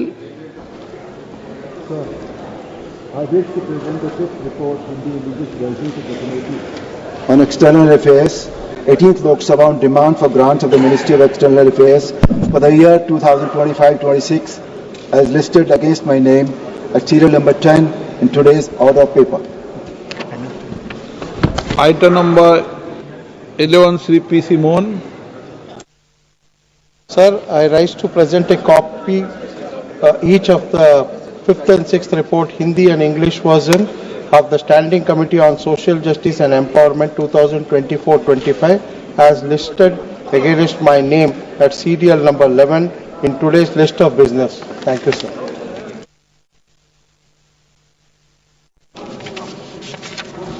Speaker sir, with your kind permission, I rise to move the motion for election of 2 members from amongst the member of the House to the Court of University of Delhi mentioned against my name at serial number 12 in today's list of business.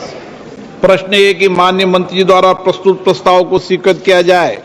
जो माननीय सदस्य प्रस्ताव के पक्ष में हाँ कहें, जो सदस्य प्रस्ताव के पक्ष में ना कहें। मेरे विचार में निर्णय हाँ वालों के पक्ष में, हाँ वालों के पक्ष में प्रस्ताव स्वीकृत हुआ। शून्यकाल। माननीय सदस्यगण, माननीय मंत्री जी को, कैबिनेट मंत्री जी को राज्यसभा में जवाब देना, रेल मंत्री जी को, इसलिए शून्यकाल 12 बजे से 12:30 बजे तक चलेगा। 12:30 बजे बाद कुछ देर माननीय मंत्री जी रुकेंगे, उसके बाद राज्य मंत्री रुकेंगे और राज्यसभा के जवाब के बाद वापस कैबिनेट मंत्री यहां पर आ जाएंगे। एक मिनट। इसलिए आज शून्यकाल में एक मिनट में अपनी बात को, और पूरी बात के लिए 2-2 मिनट, तो फिर 1 बजे मंत्री जी रहेंगे, 1 बजे बाद आएंगे। बताइए क्या करना है? क्या है, क्या सदन का ठीक है?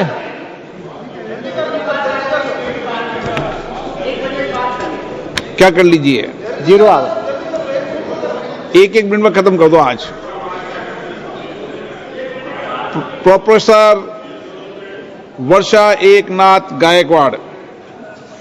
सम्मानीय और कभी भी एक और विषय हमेशा के लिए बता दूं, प्रश्न शून्यकाल के अंदर जो विषय दिए हैं उन विषयों पर बोलें।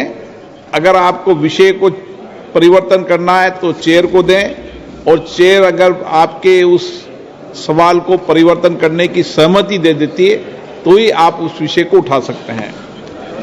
सम्मानीय सभापति महोदय, मैं महाबोधि महाविहार अधिनियम 1949 को रद्द करके स्थित महाबोधि मंदिर का प्रबंधन जो है वो बौद्ध समाज को सौंपने के संबंध में ये शून्यकाल पे बात करना चाहती हूँ।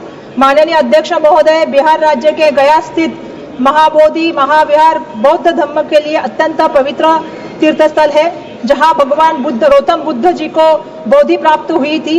यह स्थान न केवल भारत बल्कि पूरे विश्व के बौद्ध समाज के लिए आस्था और श्रद्धा का केंद्र है। किंतु महाबोधि महाविहार प्रबंधक अधिनियम 1949 के तहत इस महाविहार का प्रबंधक एक ट्रस्ट बोर्ड है, जहां महाबोधि मंदिर प्रबंधक बौद्ध गया टेम्पल मैनेजमेंट कमेटी के माध्यम से इसको चलाया जाता है। सम्मान्य सभापति महोदय, इसमें जो है वो 4 बौद्ध सदस्य हैं और साथ में अन्य 4 अलग समाज के सदस्य इसमें प्रतिनिधि करते हैं और इसके जो अध्यक्ष है वो जिलाधिकारी नियुक्त किए गए हैं। यह व्यवस्था अन्य धर्म स्थलों की तुलना के साथ अगर की जाए तो अनुचित और बौद्ध समाज के प्रति अन्यायपूर्वक प्रतीत होती है। सम्मान्य अध्यक्ष महोदय, मुझे ये कहना है, देश में स्थित सभी मस्जिदों के प्रबंधक जो होते हैं मुस्लिम समाज के होते हैं, चर्च के प्रबंधक ईसाई समाज के होते हैं, गुरुद्वारा के प्रबंधक सिख समाज के होते हैं, मंदिरों के प्रबंधक हिंदू समाज के होते हैं। धन्यवाद अध्यक्ष महोदय, आपने 0 ओवर पर बोलने का जो अनुमति दी उसके लिए। अध्यक्ष महोदय, वर्तमान नरेगा जो योजना है जो मूल उद्देश्य से भटक रही है और जो वर्तमान समय में पिछले 4-5 सालों के अंदर नरेगा योजना के तहत जो नियम लागू किए गए हैं वो कहीं न कहीं नरेगा योजना को कमजोर करने के लिए लाए गए हैं। अध्यक्ष महोदय, आपकी ध्यान आकर्षण कराना चाहूंगा, आपका विषय क्या है? नरेगा योजना के अंदर जो मेट कारीगरों का जो भुगतान नहीं हो रहा है और जो नियम लागू किए हैं जिसकी वजह से रोजगार गारंटी अधिनियम के तहत लोग जो लाभार्थी हैं वो लाभ नहीं ले पा रहे हैं, यह विषय मेरा मूल रूप से आप तो भली बात जानते हैं कि हमारा कल्चर रहा है कि जेठ है और जो ससुर है उसके सामने घूंघट नहीं उतारती है बहू, लेकिन नरेगा योजना में यह लाया गया है कि आंखों से स्क्रीनिंग किया जाएगा, घूंघट उठा के उसका हाजिरी ली जाती है आंखों से। ये हमारी संस्कृति को खत्म करने का नियम लागू किया गया है। अध्यक्ष महोदय, मेरा जो मूल रूप से अनुरोध है कि मेट कारीगरों का 6 से 7 माह तक 3 से 4 माह के भुगतान नहीं किया गया है, तो मेरा अनुरोध है कि मेट कारीगरों का समय पे भुगतान किया जाए। M.K. Raghavan. Thank you, Speaker sir, for giving this opportunity, sir. NIT Calicut is one of the country's premier institutions, sir, and such decisions must be made with utmost transparency, sir. At least I would like to highlight that the individual appointed as a dean by passing the level of HOD had made a controversial public statement in 2024. Sir, praising the assassin of Mahatma Gandhi, quote, proud of Godse for saving the India. No, sir, this statement led to the FIR being registered against the person and the investigation is currently underway. Sir, on the basis of this statement, unfortunately, she was elevated for this critical statement of hers, and I wish to know what message this will give to the nation as whole.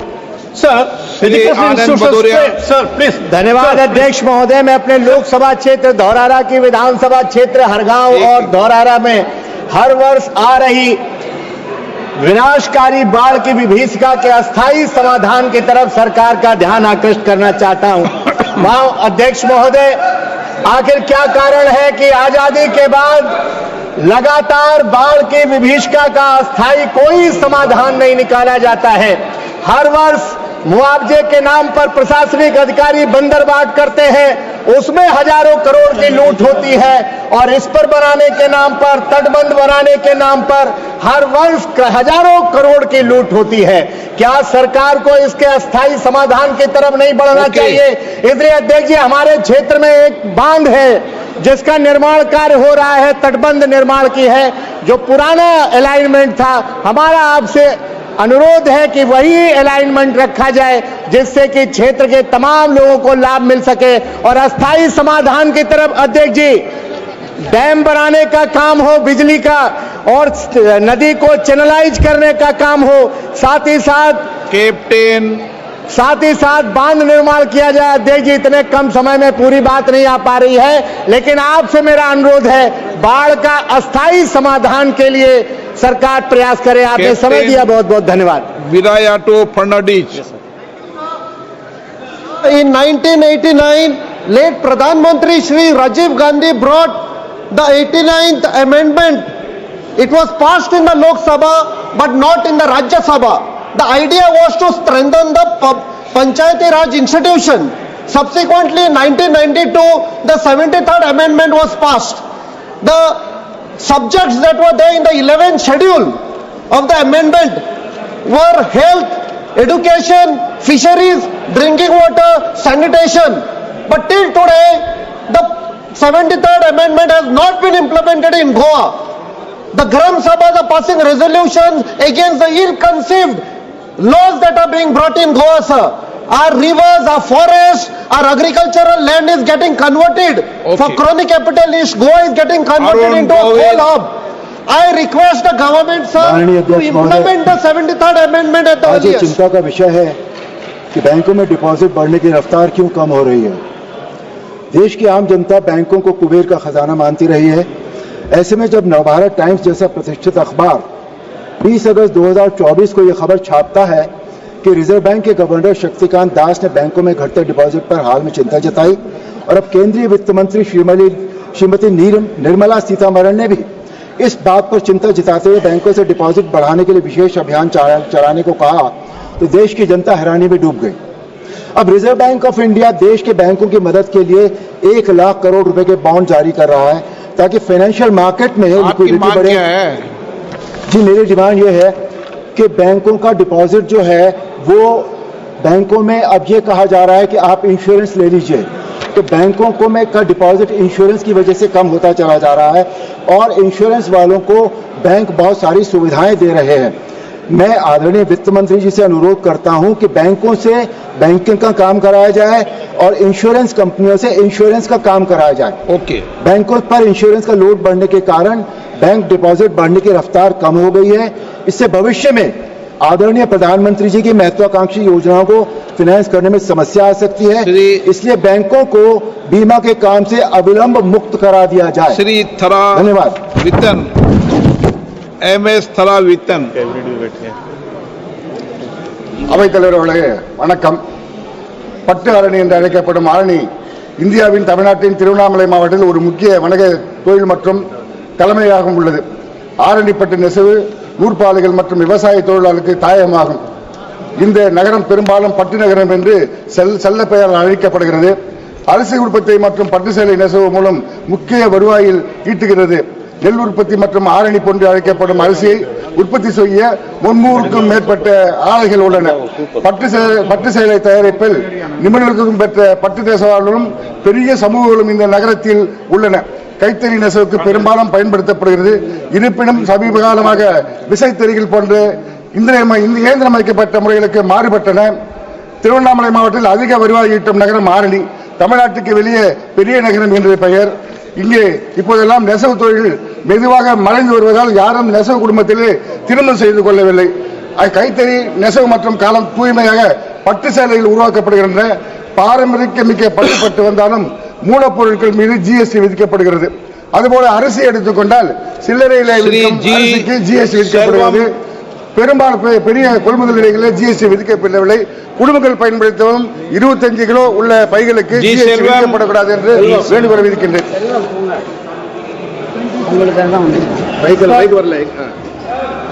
Mahatma Gandhi தேசிய ஊரக வேலைவாய்ப்பு உறுதி திட்டத்தின் கீழ் கடந்த 3 ஆண்டு காலமாக Tamil Nadu வஞ்சிக்கப்படுகிறது sir. மாண்புமிகு திராவிட மாடல் நாயகர் தமிழ்நாடு முதலமைச்சருடைய கோரிக்கை ஏற்று அந்த 100 நாள் வேலையை 150 நாளாக உயர்த்த வேண்டும். 300 ரூபாய் சம்பளத்தை 400 ரூபாய் உயர்த்த வேண்டும் கேட்டுக்கொள்கின்றோம். அதே போல காஞ்சிபுரம் நாடாளுமன்ற தொகுதிக்கு உள்ளடங்கிய காஞ்சிபுரம் செங்கல்பட்டு மாவட்டத்திற்கு ஏறக்குறைய ஓராண்டு காலமாக 120 கோடி ரூபாய் நிலுவையில் இருக்கின்றது. ரூபாய் 120 கோடியை உடனடியாக விநியோகிக்க வேண்டும் என்று கேட்டுக்கொள்கின்றேன். அதே போல for giving me opportunity to speak. हम बात करते हैं कि विकसित भारत की बात करते हैं कि देश बदलना है, पर मुझे लगता है कि लोग तो देश बदल के जा रहे हैं, पर मेरा वो विषय नहीं है. मैं ये इस बात पे बात करना चाहता हूँ जहाँ पे नस्लीय नफरत और नस्लीय रूढ़वादिता भारतीय नागरिकों के बारे में बढ़ गई है. विदेश में पिछले 6 महीने पहले एक कनाडिया महिला ने एक वीडियो आया था जिसमें एक भारतीय मूल निवासी के खिलाफ कहा था कि वापस अपने देश चले जाओ. उसी तरह 3 महीने पहले महिला ने वीडियो बनाया था जिसमें एक महिला ने दिवाली मनाने के बात पे भारतीय लोगों के बारे में अभद्र टिप्पणी की थी. साथ ही उसमें एक ऑस्ट्रेलिया क्रिकेट स्टेडियम में एक ऐसी बात हुई थी जहाँ पे दरोगा प्रसाद सिरोज. बहुत बहुत धन्यवाद आदरणीय अध्यक्ष महोदय जी. मैं सदन के माध्यम से आपसे आपकी अनुमति से एक सवाल करना चाहूंगा. सवाल मत करो. नहीं, मैं पूछना, मैं आपकी जानकारी संज्ञान में ले आना चाहता हूं एक मिनट बैठो। कभी भी सदन में स्पीकर से सवाल नहीं पूछते हैं, ठीक है ना? आप धन्यवाद सर, बोलो। क्षमा चाहूंगा मान्यवर, मैं ये आपके माध्यम से 7/8/2024 को संसद भवन में मेरे द्वारा 377 के तहत एक प्रश्न पूछा गया था विद्युत आपूर्ति के बारे में, लेकिन सदन को गुमराह किया गया कि ट्रांसफार्मर 48 घंटे के अंदर मैं लगा देता हूं। ये बिल्कुल एकदम असत्य है। राज्य का विषय है ट्रांसफार्मर लगना बिजली का, अपनी सरकार तो ही ट्रांसफार्मर लगाने जाएगी। चलो, अनेक स्थानों पर ट्रांसफार्मर 2 से 3 महीने में लगाए जाते हैं। मैं पैसा इतना मैंने प्राइवेटीकरण जो हुआ है कि क्या ट्रांसफार्मर लगाने के लिए अलग से कोई पैसा केंद्र सरकार से दिया जाता है? जब कहा जाता तो मंडल आयुक्त कहता, मंडल अभियंता कहता है कि नहीं ये फिर मैं ट्रांसफार्मर लगाऊंगा या जनप्रतिनिधियों से। माननीय अध्यक्ष, धन्यवाद अध्यक्ष महोदय। मैं आज इस सभा में झारखंड राज्य के सुवर्णरेखा बहुउद्देशीय परियोजना के संबंध में एक महत्वपूर्ण विषय रखना चाहता हूं। ये परियोजना प्रधानमंत्री कृषि योजना के अंतर्गत AIBP के तहत भारत सरकार द्वारा घोषित की जा रही इस परियोजना कुल लागत 14,959 करोड़ है और सरकार इस उद्देश्य से झारखंड राज्य के किसान सिंचाई सुविधा प्रदान करना है कि राज्य के अधिकांश गरीब आदिवासी एवं स्थानीय छोटे किसान जनसंख्या के लिए अत्यंत महत्वपूर्ण है। सुवर्णरेखा परियोजना 2011-12 PMKSY के केंद्र सरकार स्वीकृति दी थी और इसके लिए केंद्र राशि 616 करोड़ रुपया राज्य ने, हालांकि परियोजना का वृद्धि कारण राज्य सरकार से अतिरिक्त आवश्यक। धन्यवाद अध्यक्ष जी। माननीय अध्यक्ष जी, आपका धन्यवाद।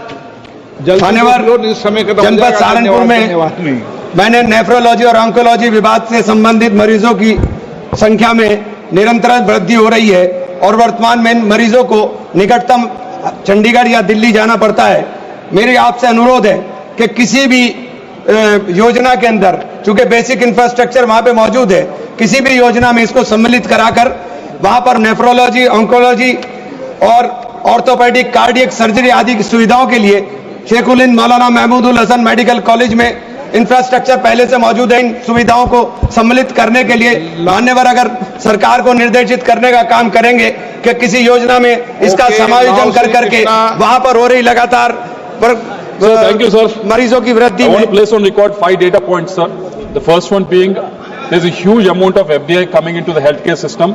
Second data point is we are the largest producer and consumer of sugar, sir. Third data point is the ultra processed food is growing at almost 13% every year, sir. Fourth data point is becoming a capital of cancer capital, sir. Fourth data point is we are having the highest number of diabetic patients. Even Prime Minister has mentioned about it, sir. Sir, last 1 minute, sir.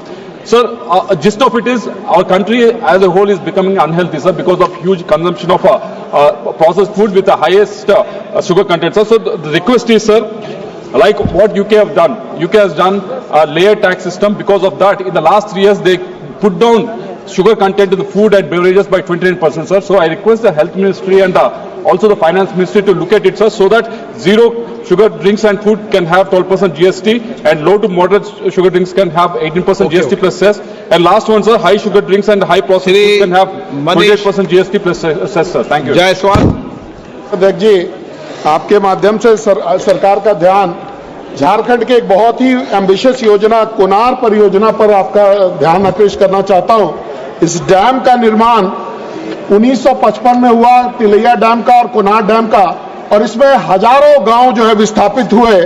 Chauparan, Barhi, Vishnugarh, Chandwara में बहुत सारे लोग विस्थापित हुए जिनका आज तक पुनर्स्थापन नहीं हुआ। पहला मेरा मांग है कि इनको पुनर्स्थापित किया जाए।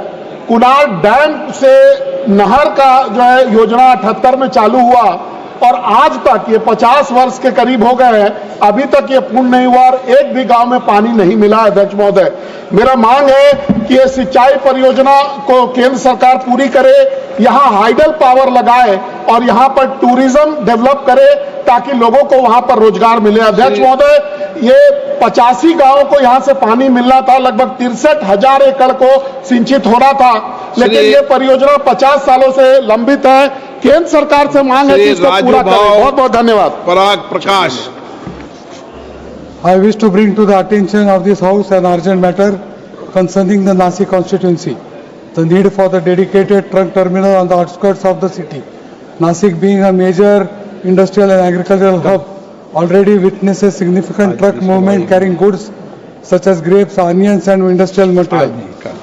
In the light of the massive preparations required for the Kumbh Mela and the growing logistical needs of Nasik, I urge the Ministry of Road Transport and Highways to prioritize the construction of a modern truck terminal urgently. This will Rani Shri Kumar. Rani Shri Kumar, no. Thank you, sir. Our Tenkasi district was formed in the year of 2019. As of now, there are around 6,000 to 7,000 ex-servicemen and family members in the Tenkasi district. As per the government norms, the ECHS, CSD and the Assistant Director of Ex-Servicemen Welfare Office are made available in each district for the welfare of ex-servicemen and Veer Nares. Ex-Servicemen Welfare Association has been trying to get the CST facilities in Tenkasi since 2004. For this, recently they have approached all officers concerned, but till now there is no progress in establishing the CST canteens for the veterans. During the ex-servicemen welfare grievances meeting in Tenkasi Collector Office on the month of March 2023, a request for the same has been made for the district authorities and had forwarded the request to the ex-servicemen to the General Officer Commander Dakshin Bharat, but till now no progress has been made. I request the नहीं बोलना चाहते तुम? Sir, I would like to draw the attention of the House to a very important matter related to the poor working conditions of the gig workers of the country. Sir, the gig economy in India has seen a significant growth with millions of workers employed by the digital platforms such as Swiggy, Zomato, Uber, Ola, Amazon and Flipkart, sir. However, these workers remain deprived of their basic social security benefits, fair wages and legal protections. Such gig workers are classified as independent contractors instead of employees, denying them rights such as minimum wages, accident insurance, provident fund and pension benefits, sir. Many gig workers face arbitrary pay cuts, excessive working hours and lack of grievance redressal mechanisms. Additionally, driven employment models often lead to unfair suspensions and wage deductions, worsening their financial instability. My request to the Government of India is to recognize gig workers as the employees under labour laws, establish gig workers social security fund, ensuring PF, health insurance and pension benefits, enforce fair pay structures and transparent algorithmic policies, sir, create grievance redressal forum. Sir, concluding, sir, concluding. Sir, last point. Sir, mandate digital platforms to contribute workers' social security. Given the urgency, I request the government to take immediate action, legislation and amendments for the safeguard of gig workers in India. अध्यक्ष महोदय, 2027 मध्ये नाशिक त्र्यंबकेश्वर या ठिकाणी सिंहस्थ कुंभ मेळावा होत आहे, परंतु ज्या पवित्र गंगा गोदावरी नदीवरती हा सिंहस्थ पर्वणी स्नानाची पर्वणी होते, त्या नदीची अवस्था अत्यंत वाईट झालेली आहे. कारण नाशिक महानगरपालिका हद्दीतील सांडपाणी असेल किंवा कंपन्यांचं दूषित पाणी यामुळे संपूर्ण नदी पात्र अत्यंत प्रदूषित झाल्यामुळे म्हणजे नाशिक जिल्ह्याच्या पूर्व बाजूला असलेल्या चांदोरी, सायखेडा, नांदूर, मधमेश्वर या भागामध्ये प्रचंड पाण्याचा घाणवास येऊन जलचर प्राणी, मग त्यामध्ये मासे असतील किंवा इतरही जलचर प्राणी मोठ्या प्रमाणावरती मरण पावत आहेत आणि म्हणून यावरती ठोस उपाययोजना करण्यात यावी. त्याचबरोबर हा सिंहस्थ कुंभ मेळावा ऐन पावसाळ्याच्या काळात येत असल्यामुळे अतिवृष्टी, गोदावरी नदीचा पूर, चिखल या बाबीवरती शाश्वत उपाययोजना कराव्यात आणि त्याचबरोबर 2 वर्ष शिल्लक असल्यामुळे ज्या पद्धतीने सिंहस्थ कुंभ मेळाव्याचं नियोजन व्हायला पाहिजे, रस्ते असतील, पूल असतील, विमानतळ, नाशिक परिसरातील सर्व पर्यटन स्थळांना जोडणारे रस्ते, पायाभूत सुविधा उपलब्ध करून द्याव्यात ही विनंती आपल्या माध्यमातून. Supriya Sule.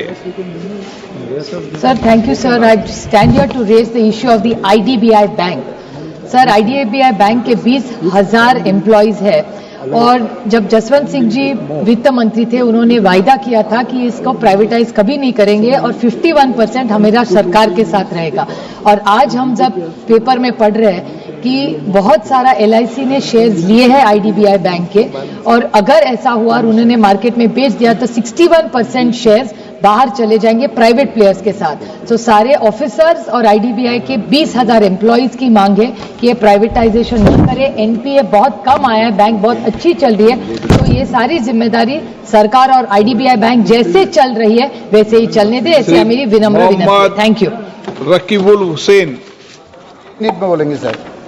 Honorable Speaker, sir, I rise to draw attention to the issue of recurring river erosion and flood caused by the Brahmaputra River and its tributaries in Assam. Due to river erosion, Assam loses approximately 8,000 hectares of fertile land annually. In the past 50 years, nearly 4,000 square kilometers or 7.4% of the state areas has been lost. The flood erosion, the situation affecting over 30% of Assam population annually. In 2023 alone, 20 districts over the lakhs of people were impacted. Despite its severity since ages, river erosion in Assam was recently recognized as a national calamity by the 15th Finance Commission. However, bureaucratic inefficiencies often hinder the effective distribution of the funds to beneficiaries. Sirs, I urge the Ministry of Home Affairs and Disaster Management Division and the Ministry of Jal Shakti to take immediate coordinate action plan, mitigate its impact. Thank you speaker साहब मैं ਤੁਹਾਡਾ ਧਿਆਨ ਪੰਜਾਬ ਵਿੱਚ ਵਿਗੜਦੀ ਕਾਨੂੰਨ ਵਿਵਸਥਾ ਵੱਲ ਦਿਵਾਉਣਾ ਚਾਹੁੰਦਾ ਹਾਂ। ਅੰਮ੍ਰਿਤਸਰ ਦੇ ਵਿੱਚ ਲਗਾਤਾਰ 13 ਬੰਬ ਬਲਾਸਟ ਹੋਏ ਨੇ, ਗ੍ਰੇਨੇਡ ਅਟੈਕ ਹੋਏ ਨੇ, ਜਿਨ੍ਹਾਂ 'ਚ 12 ਵਾਰ ਥਾਣਿਆਂ ਦੇ ਉੱਤੇ ਗ੍ਰੇਨੇਡ ਸੁੱਟੇ ਗਏ ਔਰ 2 ਦਿਨ ਪਹਿਲਾਂ ਠਾਕਰ ਦੁਆਰਾ ਮੰਦਿਰ ਜਿਹੜਾ ਸ਼ੇਰਸ਼ਾਹ ਸੂਰੀ ਰੋਡ ਅੰਮ੍ਰਿਤਸਰ ਦੇ ਵਿੱਚ ਹੈ ਉਹਦੇ ਤੇ ਗ੍ਰੇਨੇਡ ਦਾ ਹਮਲਾ ਕੀਤਾ ਗਿਆ। ਇਹ ਦਹਿਸ਼ਤ ਫੈਲਾਈ ਜਾ ਰਹੀ ਹੈ। ਸਾਡਾ ਟੂਰਿਸਟ ਸਿਟੀ ਹੈ, ਸਾਡੇ ਟੂਰਿਸਟ ਦਾ ਬਹੁਤ ਵੱਡਾ ਨੁਕਸਾਨ ਹੁੰਦਾ ਹੈ। ਦੂਜੀ ਗੱਲ, ਪੰਜਾਬ ਸਰਕਾਰ ਬੁਰੀ ਤਰ੍ਹਾਂ ਫੇਲ ਹੈ, ਮੁੱਖ ਮੰਤਰੀ ਇਸ ਕੰਮ 'ਚ ਫੇਲ ਹੈ, ਕਮਜ਼ੋਰ ਮੁੱਖ ਮੰਤਰੀ ਹੈ।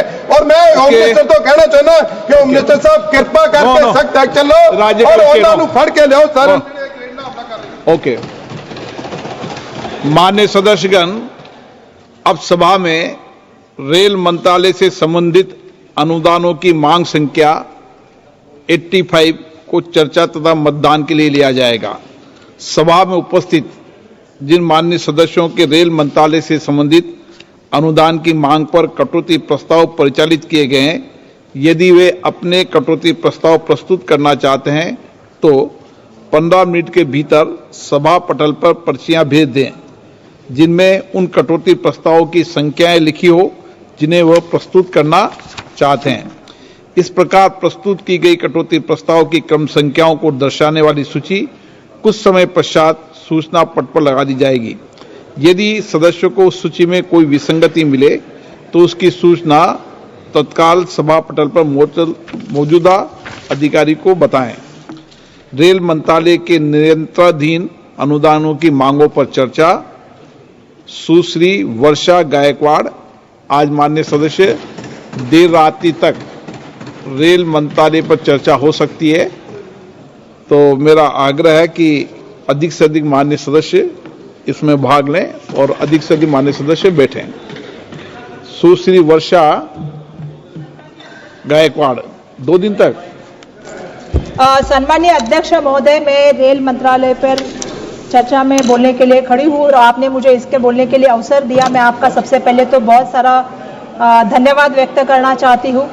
रेल हम भारतीयों के लिए सिर्फ एक यात्रा का साधन नहीं है सम्मानीय अध्यक्ष महोदय, वो हम सब के लिए यादों से जुड़ी है, हम सबके जरूरतों का हिस्सा है और भारतीय रेल हम सबका जीवन का अविभाज्य अंग है।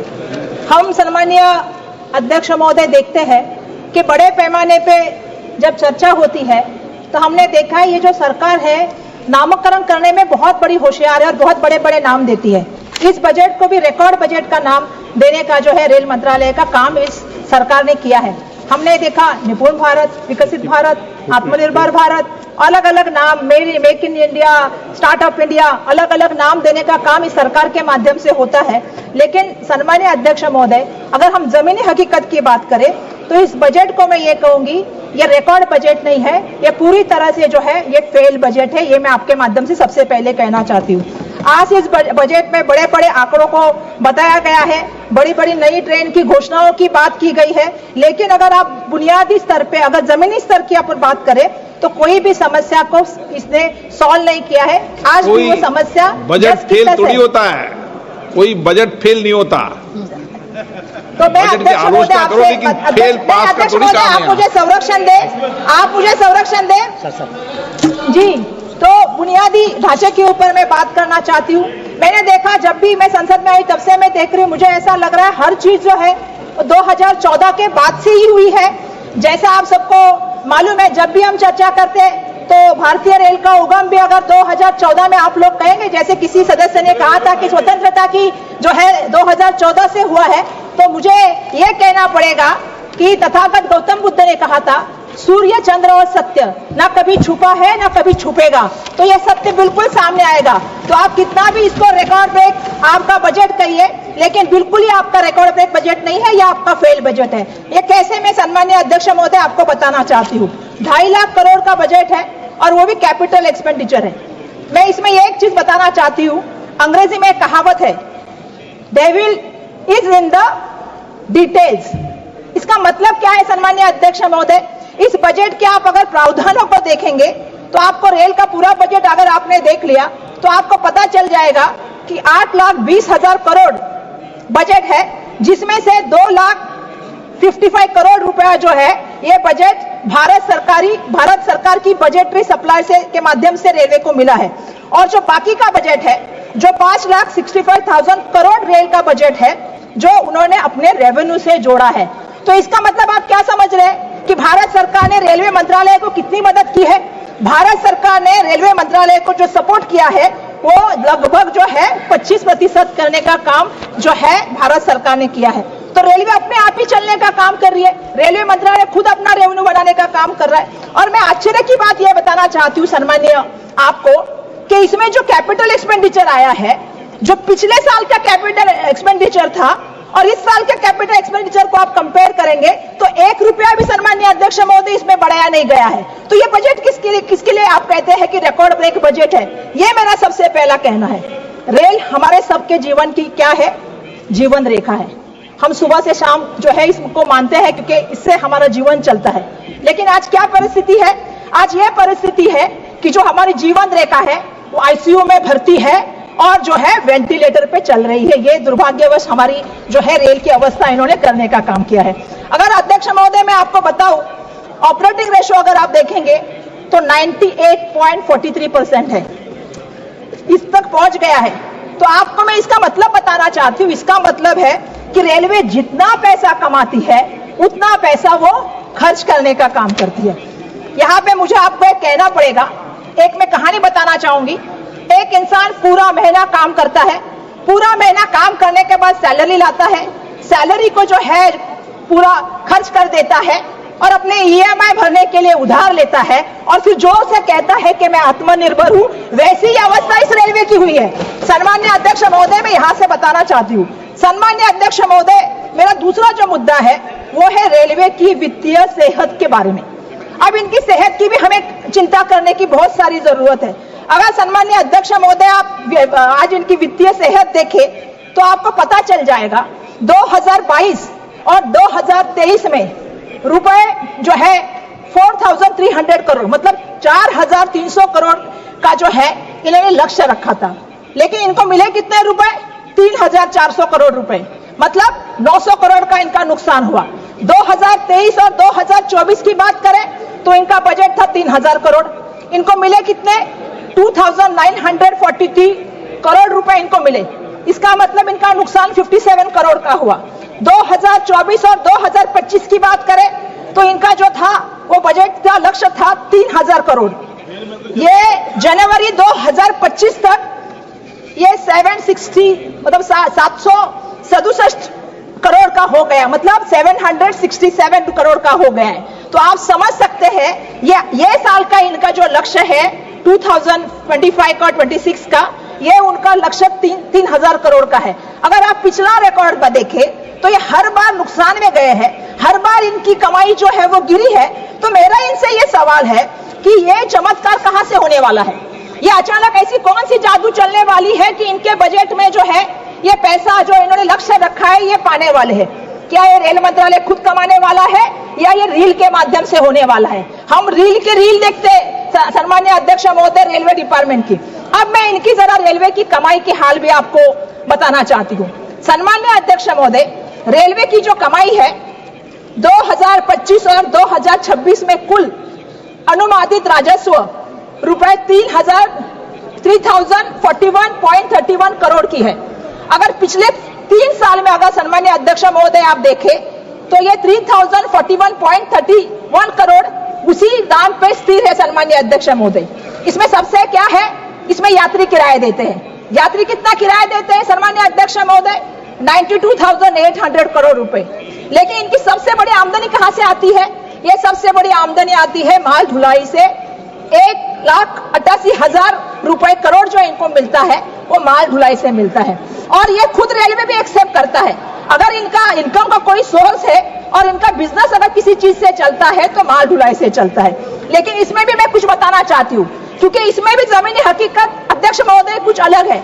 जमीनी हकीकत ये है, अगर आप देखेंगे तो रेलवे का जो फ्रंट ट्रैफिक का जो 1951 अगर आप देखेंगे तो 85% का था। 1991 में 85 से वो 60% तक आ गया। 2022 में वो 60% से 27% पे आ गया। मतलब अगर आप देखोगे तो आज माल ढुलाई की भी जो है उन्होंने पूरा मुंह मोड़ लिया है रेलवे से।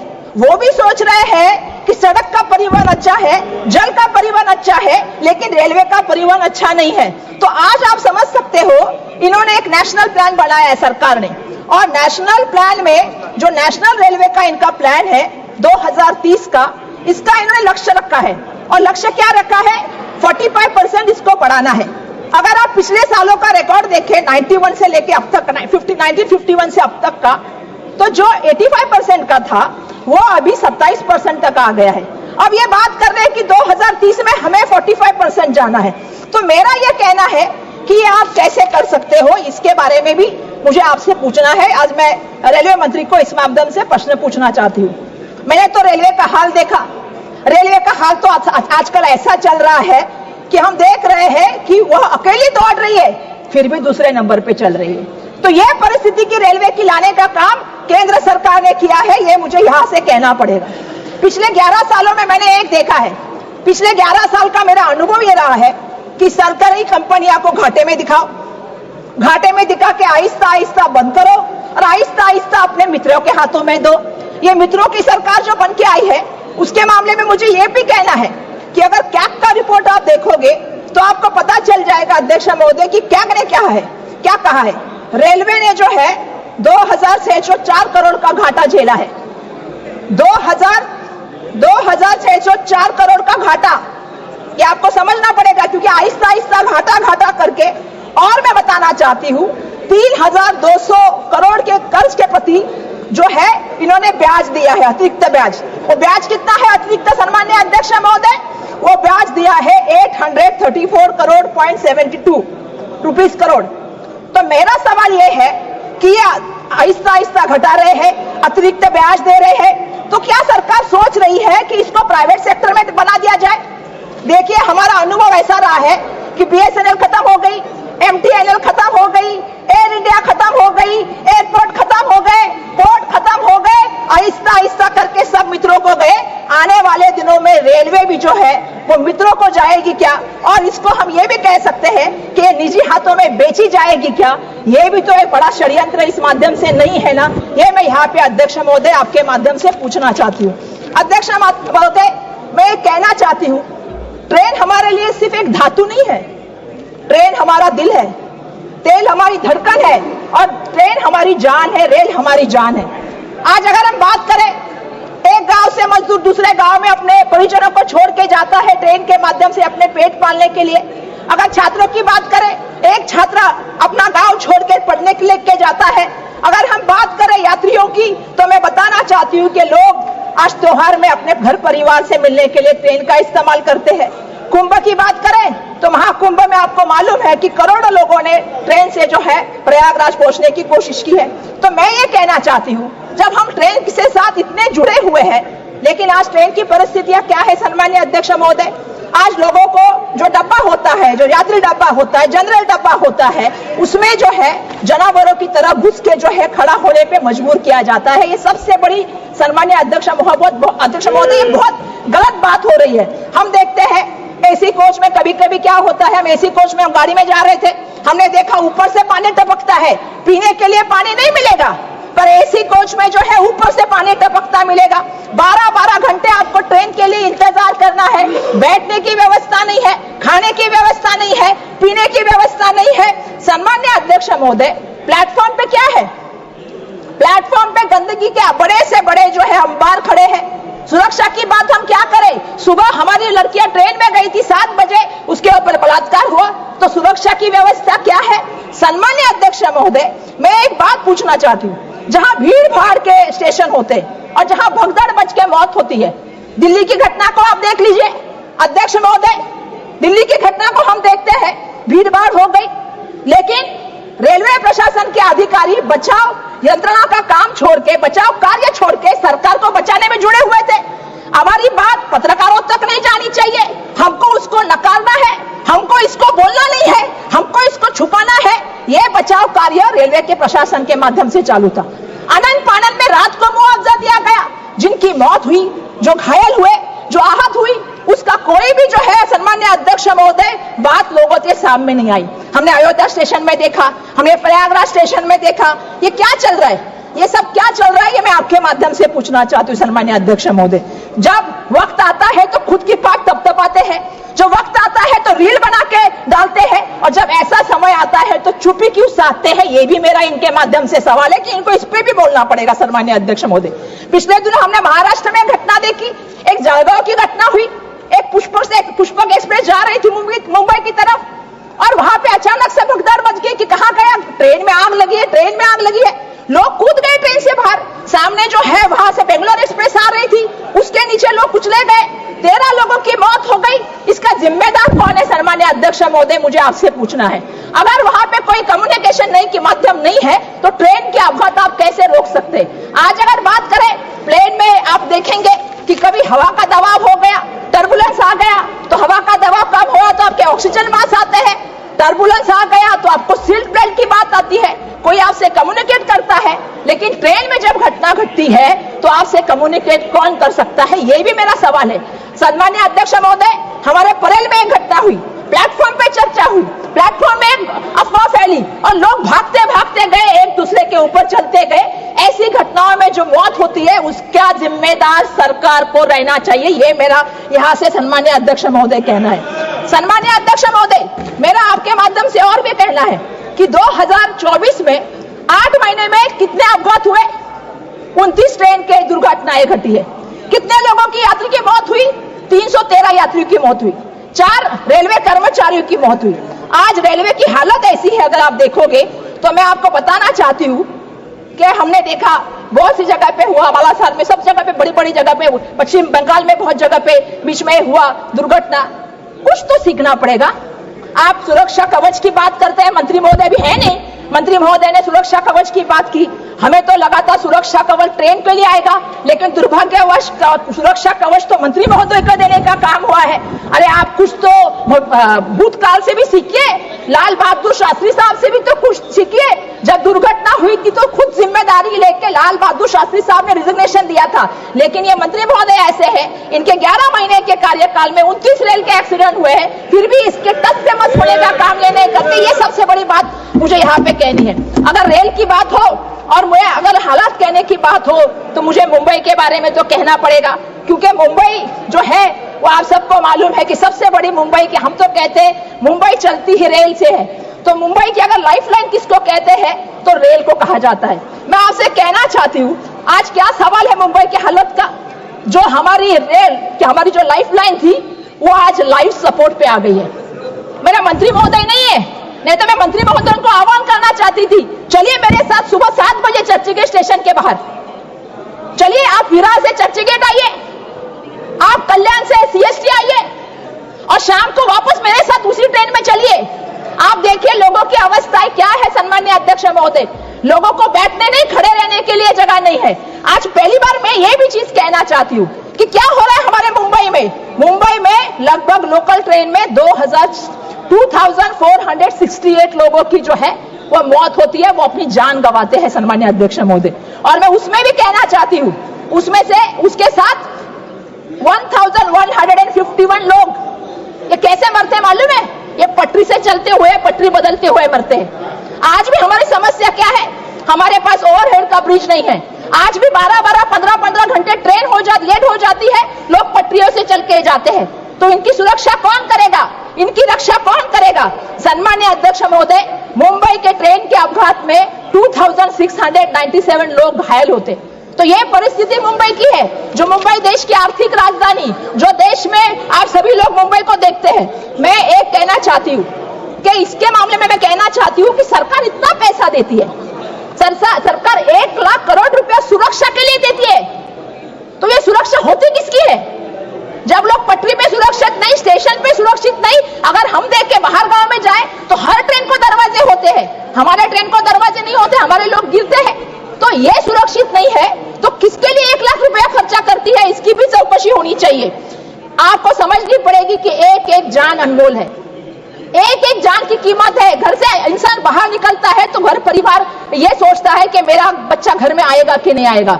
तो सरकार इस मामले में थोड़ा बहुत तो एहसास रखती है क्या? ये भी सम्मान्य अध्यक्ष महोदय, मेरे आपके माध्यम से ही सरकार को सवाल है, थोड़ा तो संवेदनशील हो जाइए, थोड़ा तो लोगों के बारे में सोचिए।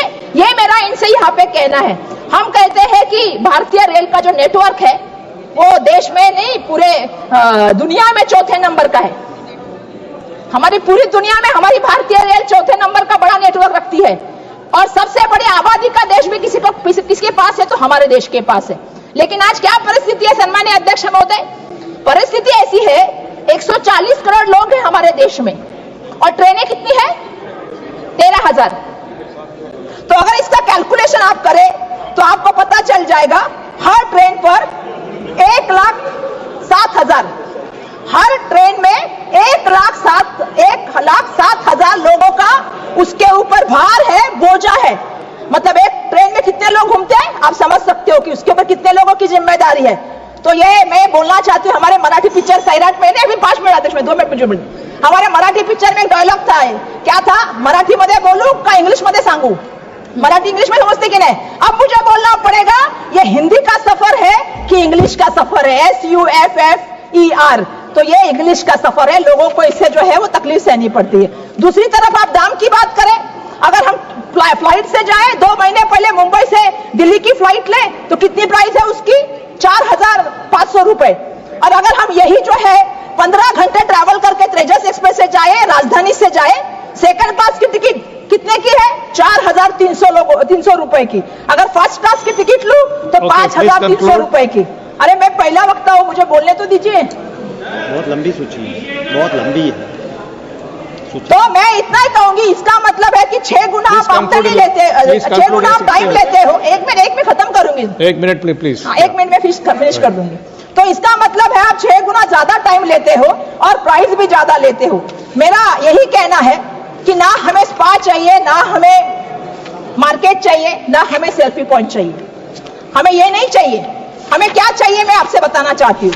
हमें चाहिए स्वच्छ टॉयलेट, पानी, स्वच्छ अच्छा भोजन और सुरक्षा और टाइम की पाबंदी। ये हमारी सबसे बड़ा कहना है। स्टेशन के बाहर हमें चाहिए एम्बुलेंस। और मेरा एक कहना है, ये फैंसी इनॉग्रेशन और PR घोषणा से राजनीति से ऊपर उठिए। और मैं आखिर में नियम 377 के अधीन सभापति ने I gave the bell twice, please understand, and I have given 20 minutes. Okay, last 30 seconds, please complete. Sir मैंने कुछ please complete, please conclude. Sir मैं अपना भाषण एक शायरी के साथ समाप्त करूंगी, क्योंकि वंदे भारत क्या है? वंदे भारत शताब्दी उसी की बात है। तो वंदे भारत पे मत आंको रेलवे की तस्वीर, वंदे भारत पे मत आंको रेलवे की तस्वीर। जनरल डब्बे की हालत देखो बहुत है गंभीर, सफाई सुरक्षा सुविधा सब अधूरी है यहाँ। झूठे प्रचार से नहीं बदलेगी रेलवे की तकदीर। धन्यवाद। माननीय सदस्यगण, नियम 377 के अधीन सभा पटल पर रखे जाने वाले मामलों के संबंध में अध्यक्ष पीठ द्वारा की जाने वाली घोषणा। जिन माननीय सदस्यों को आज नियम 377 के अधीन मामलों को उठाने की अनुमति प्रदान की, अपना मामलों को अनुमोदित पाठ को तुरंत व्यक्तिगत रूप के सभा पटल पर रखा जाए।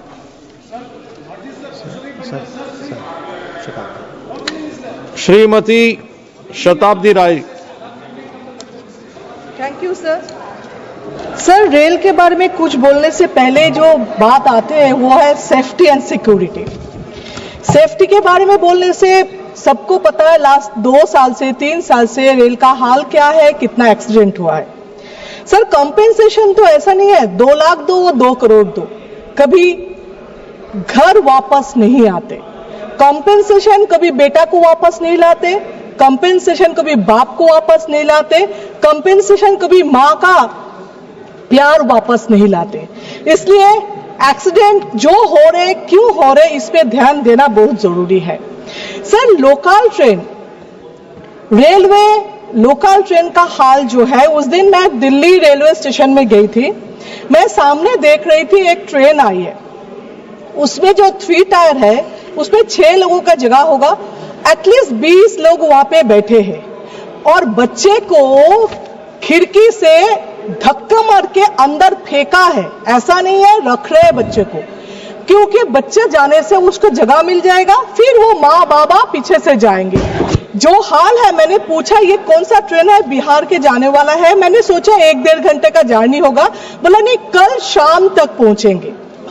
जिस ट्रेन में बच्चे को माँ को धक्का लगा के अंदर भेजना पड़ता है, जहां पे 3 जगह 6 लोगों को जगह 20 लोग बैठते हैं, एक दिन एक रात चढ़ते हैं, उसका एक्सीडेंट से भी बड़ा खतरनाक जगह वहां पे बन गया है। यहाँ पे रेल का मिनिस्टर को देखना चाहिए। आप जो बोलते हैं जो वेटिंग लिस्ट में सर मुझे पता नहीं चलते, अगर ट्रेन का टिकट सपोज 200 है, 200 के बाद और भी 200 वेटिंग लिस्ट दे रहे, इसका मतलब अगर एक कैंसिल करे तो सेकेंड उसको उस पर चढ़ जाएंगे। आपका रेल का कोई लॉस नहीं हो रहे, फिर भी आप कैंसिल करने के लिए 20 रुपीज प्लस जीएसटी ले रहे हो, लास्ट मोमेंट में कैंसिल करने से 60 प्लस जीएसटी ले रहे हो। आपको पता है आरटीआई रिपोर्ट के हिसाब से 2019 से 2023 तक कैंसलेशन में रेल का इनकम हुआ 6,113.80 करोड़। वेटिंग लिस्ट में कैंसलेशन में मिला 1,229.85 मतलब ये